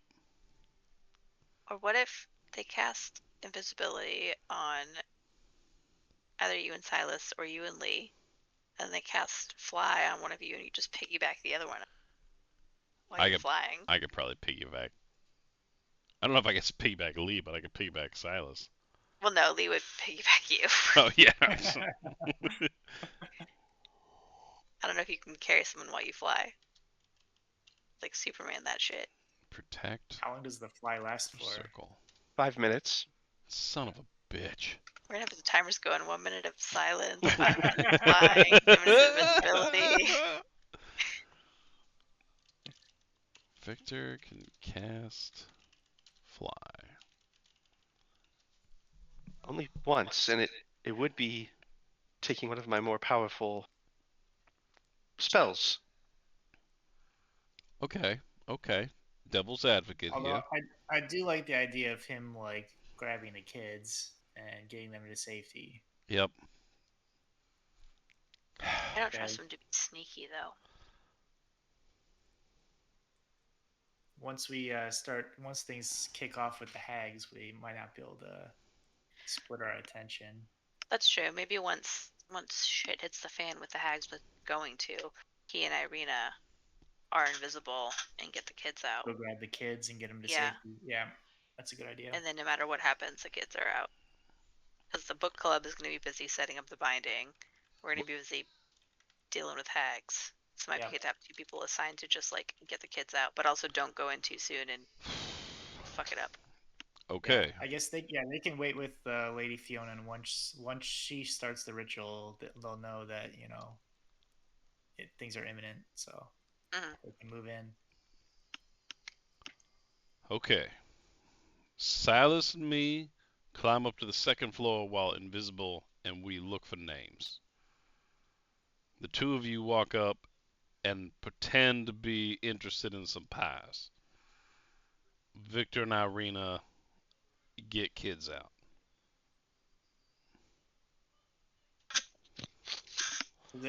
Is it going to be Silas and Corvus going in, or Corvus and Lee going in?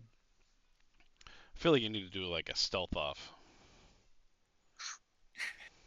Well, the only reason I mentioned it is because Lee has good athletics, so he can climb. Right. That is He's like Tom Cruise. He does his own stunts. right. Yeah,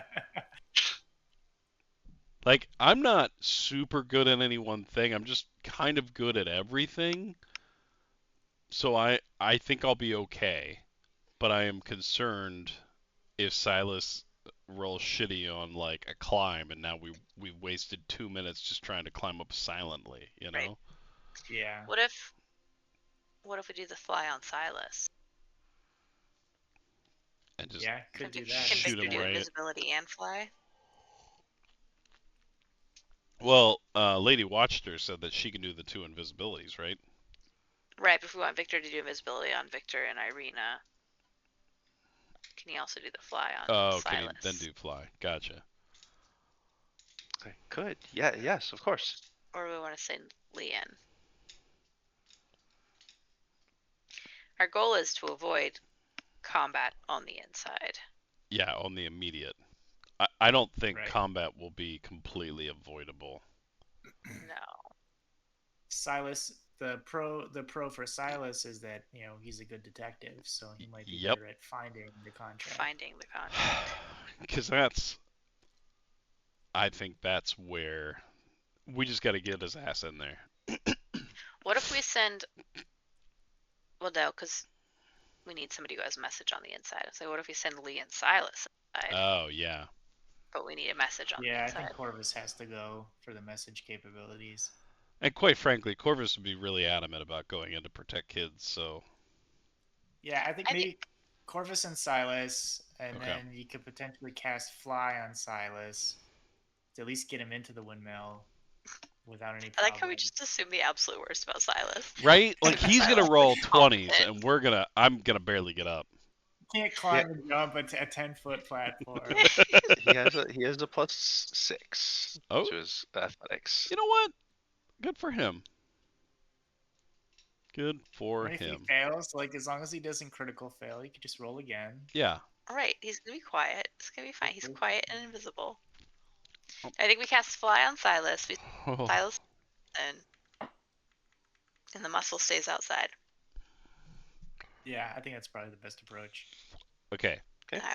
My Yeah. last thought is how much would it take to carry someone if you're flying?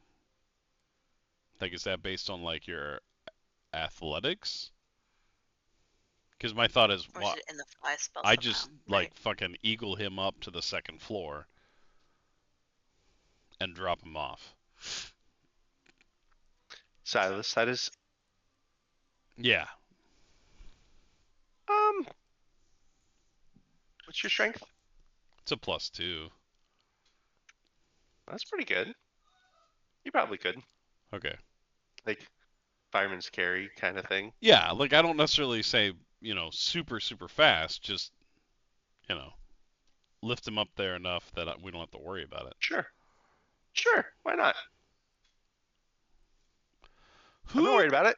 I'm not totally worried about it. Okay, well then. Whatever helps you guys get in the door. Oh God. Just get in the fucking door. Totally unconcerned.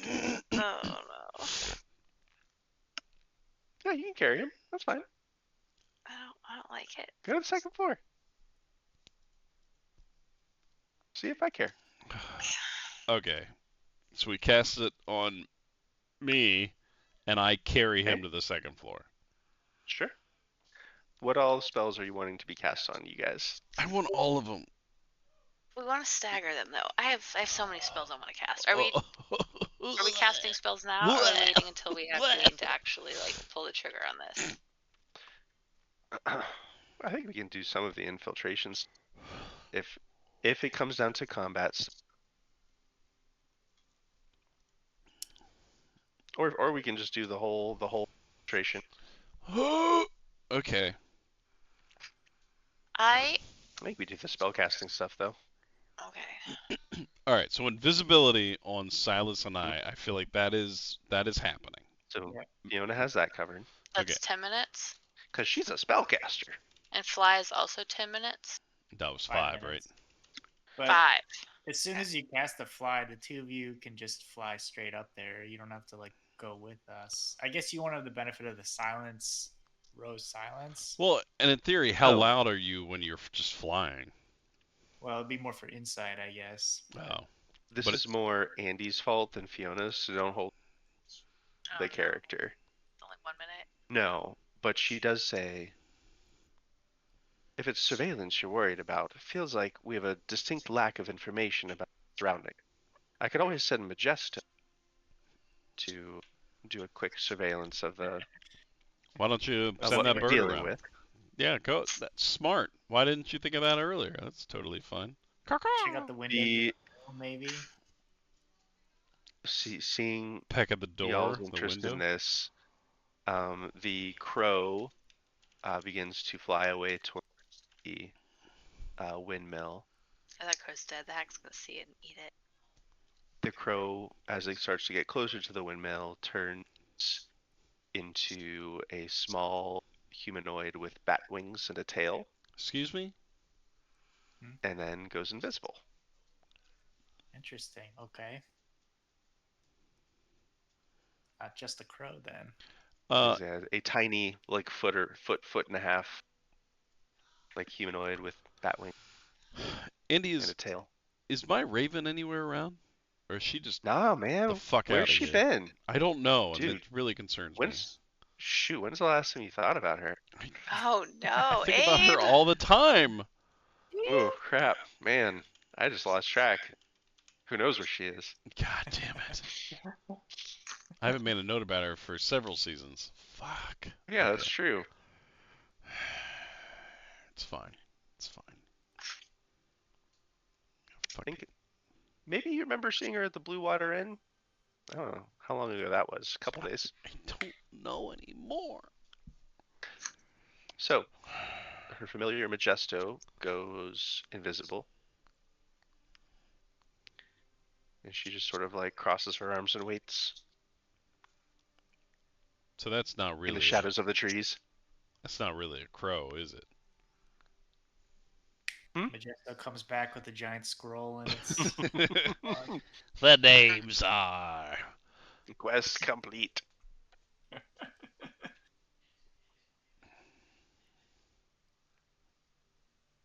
Majesto is many things.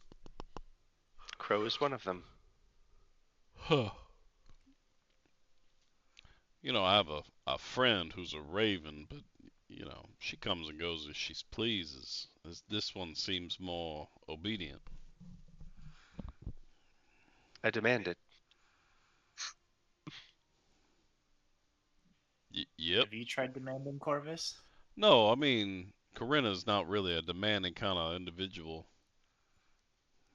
She demands the open air, the skies. Perhaps if you were better with discipline, your familiar would stay around longer. Is this Lady Watchter? Uh-huh. Hmm. You know, She's all about discipline. speaking of discipline, Hmm. and I pull out the book. I found this earlier, and I thought it was convenient. And, well, we seem to have a little time while your crow returns. She glances down at it. Are you offering it to her? Yeah, I want to see what she does with it. She flips through the sacrifice log, which has lots of gory details, and she says, "It's a grisly thing. What makes you think I would be interested in this?" I just simply saw some names that are familiar. That's all. She raises an eyebrow and starts flipping, seeing the signatories on some pages. Watched her. Um, she raises an eyebrow, says, "My family hasn't always been." No, I don't know that she would excuse it. No, she's not so weak that she would try to excuse. She's not weak. She would say, "No, nah, dude. She's got a weird imp that's her pet. It's Majesto, and he's not weird. He's How, Majesto. how dare you? His full How title dare is you?" Majesto the Weird, but it's fine. um,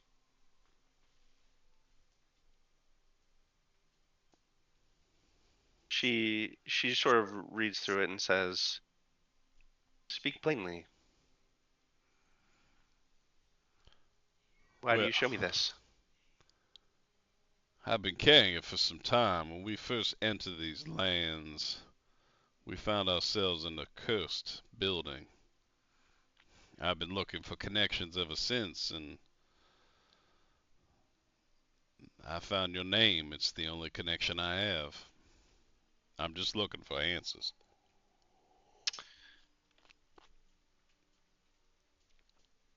She gazes at the book, but almost like through the book, like she's deep in thought for a moment.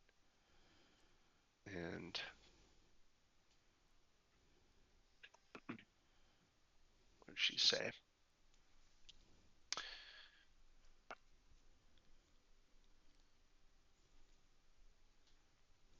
My house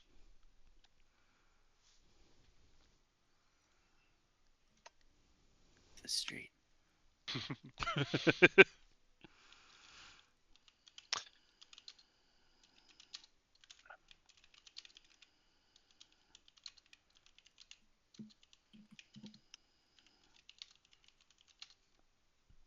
Uh,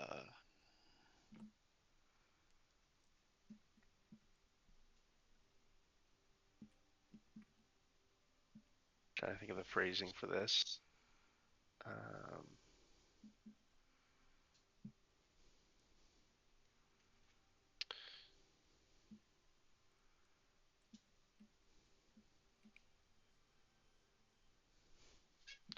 You know what? I'm gonna look at this.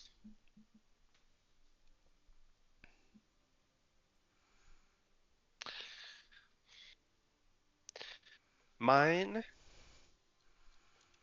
is an old and noble house. We've been in Barovia for quite some time. Been many ventures throughout. You, Corvus, only really hear like the first part of what she says, as the rest of her words warble and draw thin as the first phrase rattles. Old and noble house, old and noble house, old and noble house.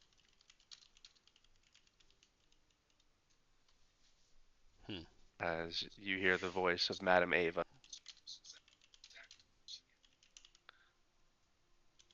In one of your very first nights in Barovia. You cut off right after you said Madame Ava.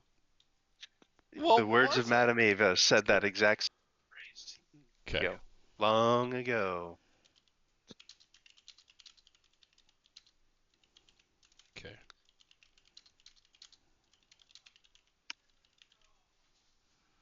I both love and hate that.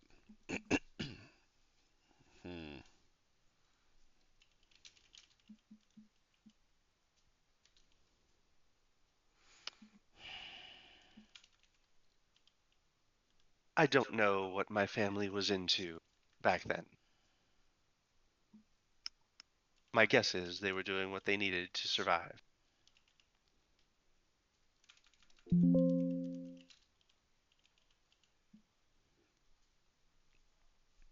Well, I appreciate your candor. Just looking for answers.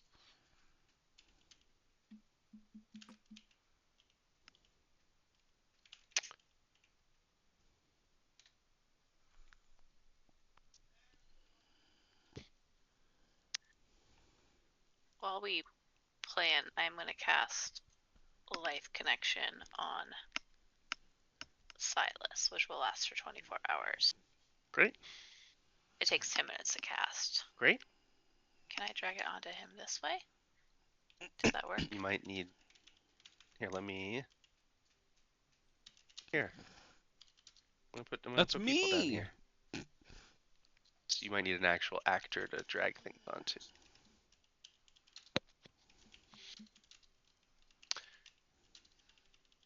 After a few minutes... I lack permission. Lack permission. To do what? I was trying to drag Life Connection onto him. The spell effect. I have permission. Thanks.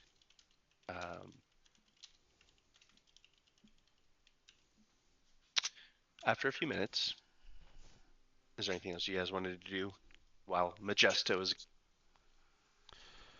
That was all I wanted. Okay. Yeah. After a few minutes... Is it killing you? Is it killing you, Abe? Old nimble houses. It's totally fine. Old and noble house. After a few minutes, you see the figure, the flying figure appear over the grass and quickly turns back into a crow, flying back towards Lady Watcher, landing on her shoulder. It leans its head down towards her ear, and after a moment, she says, "Oh shit! I should actually pull out my book. What does she say?" I don't have these floors memorized. Okay. Majesto took a look at the very top floor. It is an empty attic with some old machinery. There were holes in the walls where he could slip through. And he said there was nothing but tasty birds. The next floor down, he didn't spend much.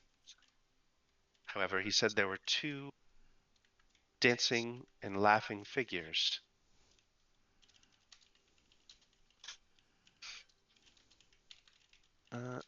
Daughters, maybe. It's just the kids. They're having a party. As well as many boxes, large crates. There also seem to be beds in the third floor. He only saw the two. Said they were old and ugly. Though Majesto thinks many are ugly. She scratches the crow under its chin.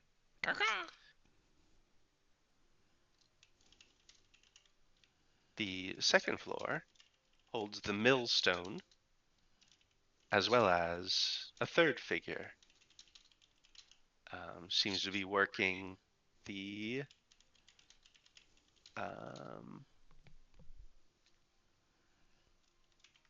cleaning the floor, cleaning up in there. He calls her old and also.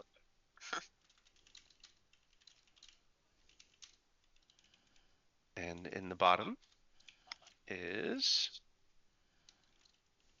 a filthy kitchen.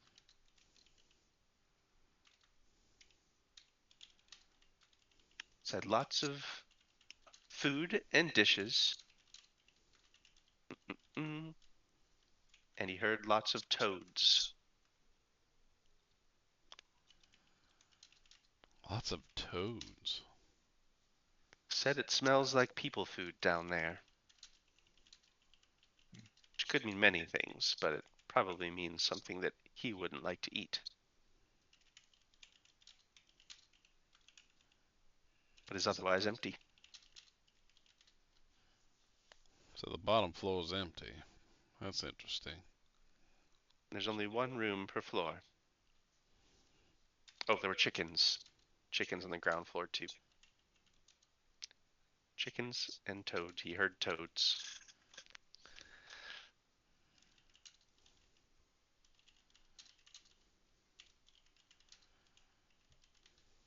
I do hope that helps. No books or libraries or educational value.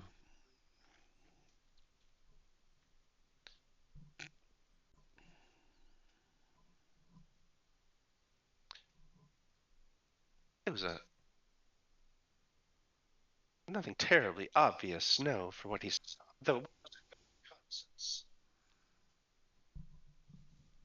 Man. And no cellar door on the first floor. The ground floor. no, did not notice that.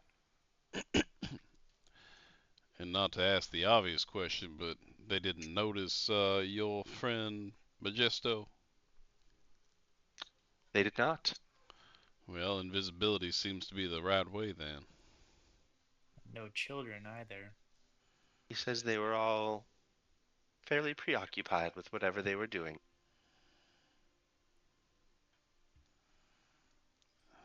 Makes you wonder if there is children, where exactly are they hiding them?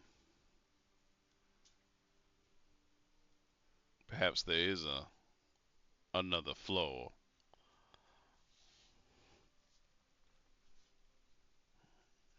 Well, I don't think it necessarily changes our plan other than if one individual is truly in the second floor, going in that window could be a dangerous issue without someone to bring their attention away. Well, based on these descriptions, I think the most likely place they might hide anything valuable would be where they sleep on the 3rd floor with the 2 dancing figures.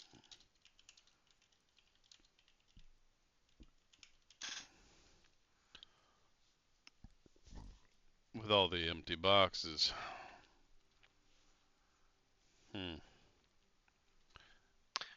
Majesto didn't get a good look at the crates. Just mentioned that there were several crates up there. Maybe it's hidden in the millstone. Their Perhaps. contract. Well, I don't think it alters our plan, but our entrance now is up for question. Do Silas and I enter to the top floor and walk our way down, or from the 2nd floor walk our way up?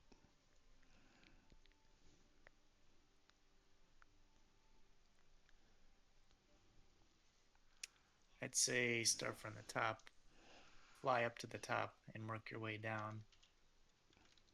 And if you need a distraction, let us know.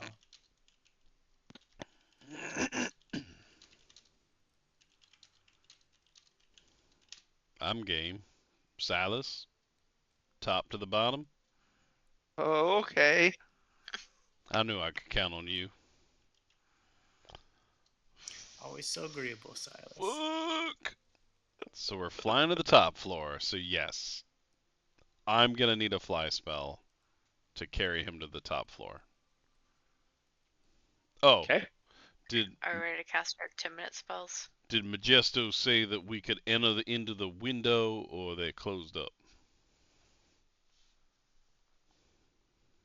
They are closed.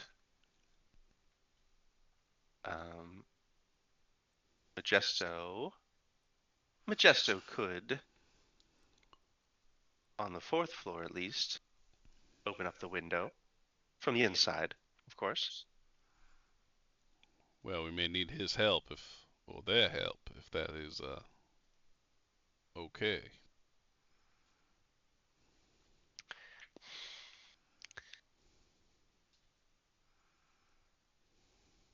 She nods and looks at Majesto. Majesto, do as he says. Jeez. Discipline. Thanks, Majesto. Is it go time? Are they doing the 10-minute fly spell? Or 10-minute visibility? 10-minute invisibility, 5-minute fly. Okay. Juggling cooldowns. Okay, so the plan. The plan is just checking. We've never planned before. It's weird. So Silas and I were gonna fly to the 3rd floor. Majesto's gonna open the door, and we're gonna go inside. And Silas, hopefully with my help, could find something. If not, find a way down to the 2nd floor and keep moving. Sure. I think it's what, 4 floors total? 4 floors, each floor 1 room. You're going to the 4th floor and then working your way down floor by floor. Yeah, the ground floor, 2nd and 3rd floor all have like a kind of a spiral staircase. Oh, okay. And then 3rd to 4th floor is a ladder. Okay. So like a ladder with a hatch door up at the attic.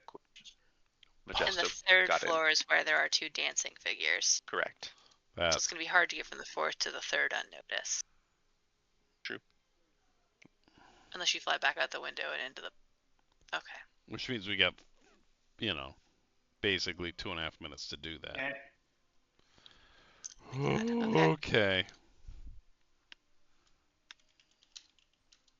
Alright. Majesto up on top floor. Silas and I fly up. I'm carrying him. Okay, hang on. I'm casting spells on you before you leave. Is it go time? What are you casting? I'm casting heroism on both of them. Love that. I don't even know what that means, but alright. To 4th. Go ahead and drag heroism onto yourself. Ooh, perception checks. And if you will also drag one onto... Yep. Cool. Okay.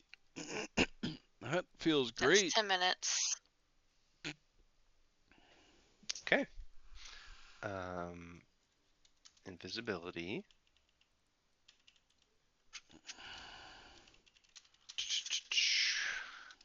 10 minutes. Invisibility. Invisible, 10 Fiona casts minutes. invisible on both of you, and Fly. fly is cast on. There you go, 5 Abe. minutes. Are you going straight in right now? Yep. It's gonna be Okay, great. then I'll do silence as well. I hate everything about what's happening. Okay, silence. We fly. I grab him and we just Corvus in for fucking silence. Hang fly. on, take your silence. Take your silence first. Oh, I took it. Okay, I'm silenced. I have so many Okay. fucking Alright. things on me. I'm so nervous. Silas needs to be silenced too. Oh my god. You have a fly speed of 20 feet. Okay.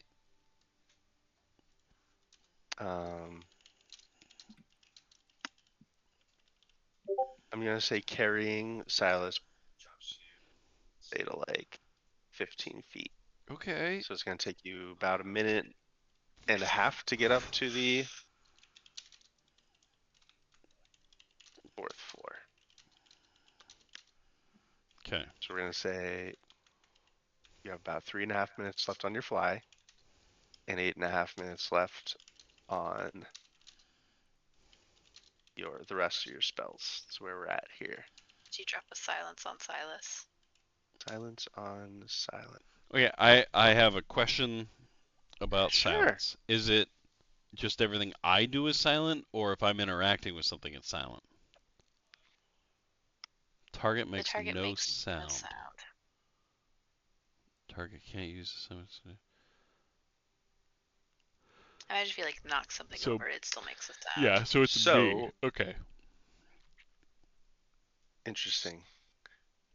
Some of this, I think we're gonna need to wait until Dane's back because we're gonna have to also figure out coordinating without being able to hear each Because you're both invisible and and silence. silent. Well, I imagine Silence I only lasts a minute though. okay. You just have to hold hands. So, no, actually, silence is gone by the time you guys are at the silence is gone. Okay. Oh It only well, then lasts a minute. It's gone by the time you're at them. I would almost say then just don't Oh, it's silence. silence a total waste then. Probably just a total waste. Yeah. I mean, you would know. We already talked about how it How would much taken them a it would minute to take. get there. So can we retcon our silence to save a spell? That's fine. Okay. That's fine. So here's what I thought. You I just am add the spell log standing. until spell slots are back.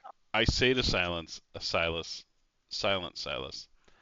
Are you ready for this? And then, like, right as we go invisible, I'm going to grab him under his like armpits, and then I'm gonna kiss him on the cheek, and then I fly towards the 4th window. Okay. Silent or not, that's how we're doing it.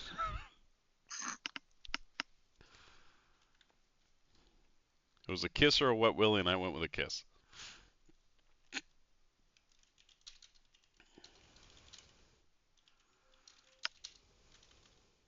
It's raining, by the way. Why would it be raining? It's always raining in Barovia. Obviously. Alright, it'll dampen the noise maybe a little bit. Oh. Except for That'd be you great. guys with dripping water. It's gonna be great. All right, so, Ro and Lee, where are you guys posted up, like along the road to the south? I think we're kind of hiding out at the base of the cliff. Oh, the steep side. So that's like opposite where the road. Yeah. How long is it gonna take us to climb that cliff though if they need us? You better fucking We hurry. could like maybe we could go like halfway up or something maybe. Yeah.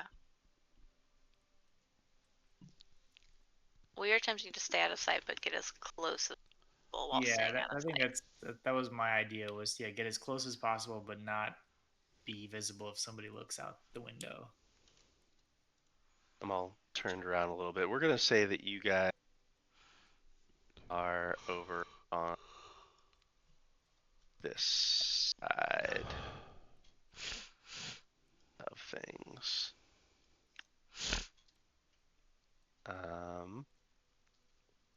Oh my. I'm invisible. Woo. You're 30 feet up. Woo. Can you even see each other? He's holding him. I'm holding him. Sure. Just don't let go. Uh, You gotta hold hands while you sneak. Oh, I'm so nervous. what? Why can't I see you? Because I'm invisible. Why didn't this work? You're 30 feet up. Enter. There we go. You're 30 feet. There we go. Okay. Cool. This is. Oh Um, my god. you're so excited. Yep. That's what it is. All right. So I will say that you know generally the direct, where, where the direction Irina is right now is she just is going to be posted up by Fiona, and you know where your friends are. Okay. So let me set the scene here. Probably we're at a good place where we just pause and get right into the action with Mm-hmm. infiltrating with Dane next week. But um, as you fly toward the top of the windmill, you hear the rain pitter and pattering on the broken slate roof, and the vein of creak back and forth a little bit in the wind. Um,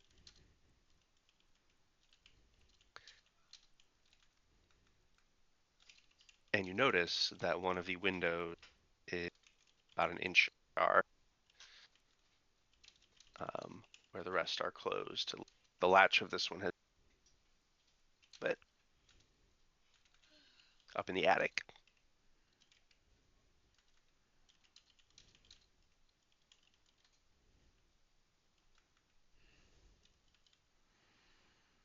Mm. So the attic window is slightly ajar. Mm-hmm. Okay. Um, as you, I'll say even as you're approaching it, the window open as no, it opens as is slowly pushed open by the invisible just you are able to squeeze yourself inside or put Silas get in yourself. Um, as your feet touch the floor of this attic, hear the patter of the rain echoing in this chamber, making many other sounds feel dampened by the overarching, like, echoing rain noise that's happening. You see lots of pieces of wooden cogs, levers, parts of the mill that perhaps once used to be to work this apparatus that have. There's not much room to move around up here, and invisible, pretty squeezed in tight with. And you do see little streams of silvery gray light slipping into the attic through. At one area, you see a 1.5 foot square hatch door, through which you hear laughing and singing, random cajoling of two uh, feminine voices. One sounds a bit raspy and one a bit whining.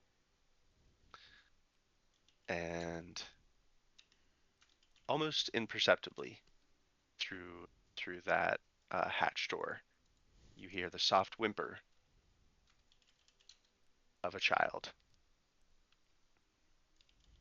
And I think that's probably a good place for us to next week as we see how the infiltration bone grinder go with our invisible duo. But yeah, you definitely do hear probably two of the coven witches, hags, are in the floor below you, along with probably at least one of the kids. It's gonna be great. It's gonna be great. This is the most you guys have planned in a really long time. I think It is, yep. In I 10 felt years. the nerves. I could feel the nerves.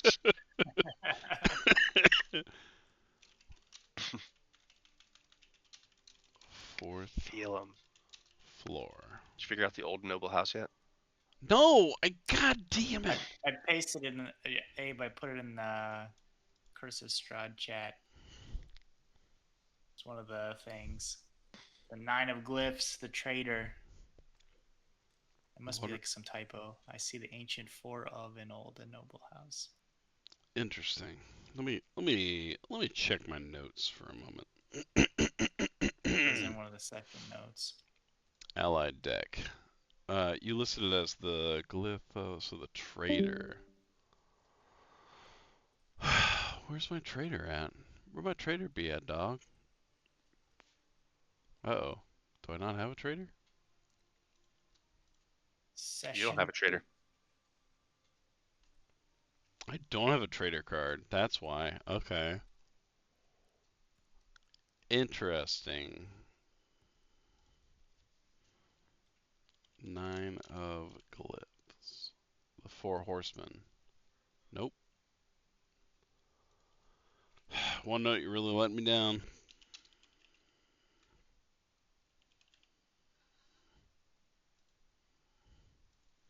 There it is.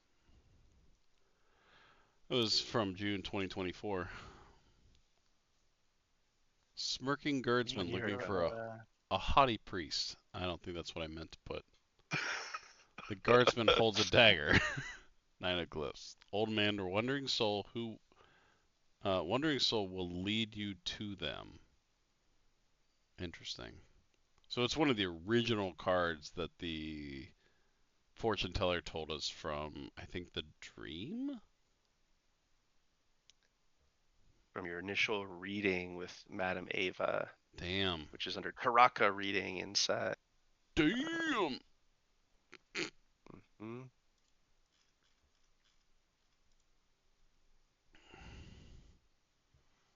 Interesting.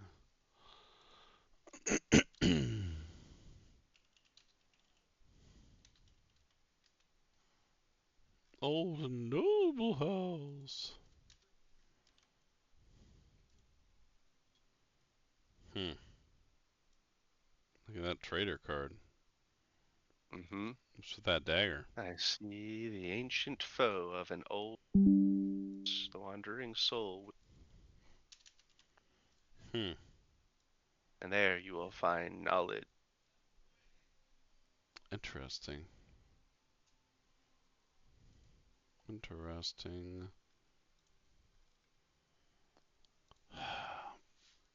I mean, this is one hell of a plan. It's gonna be great. Yeah, so that was the original reading where 3 items, 3 objects, knowledge, power, 3 objects that would help you defeat Strahd. And then you learned about the fated ally and also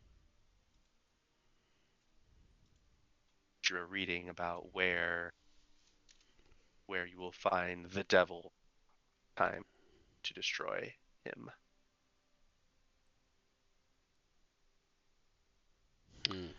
But all right, with that, my friends, next time on Bone Dragon Grinder. Ball Z.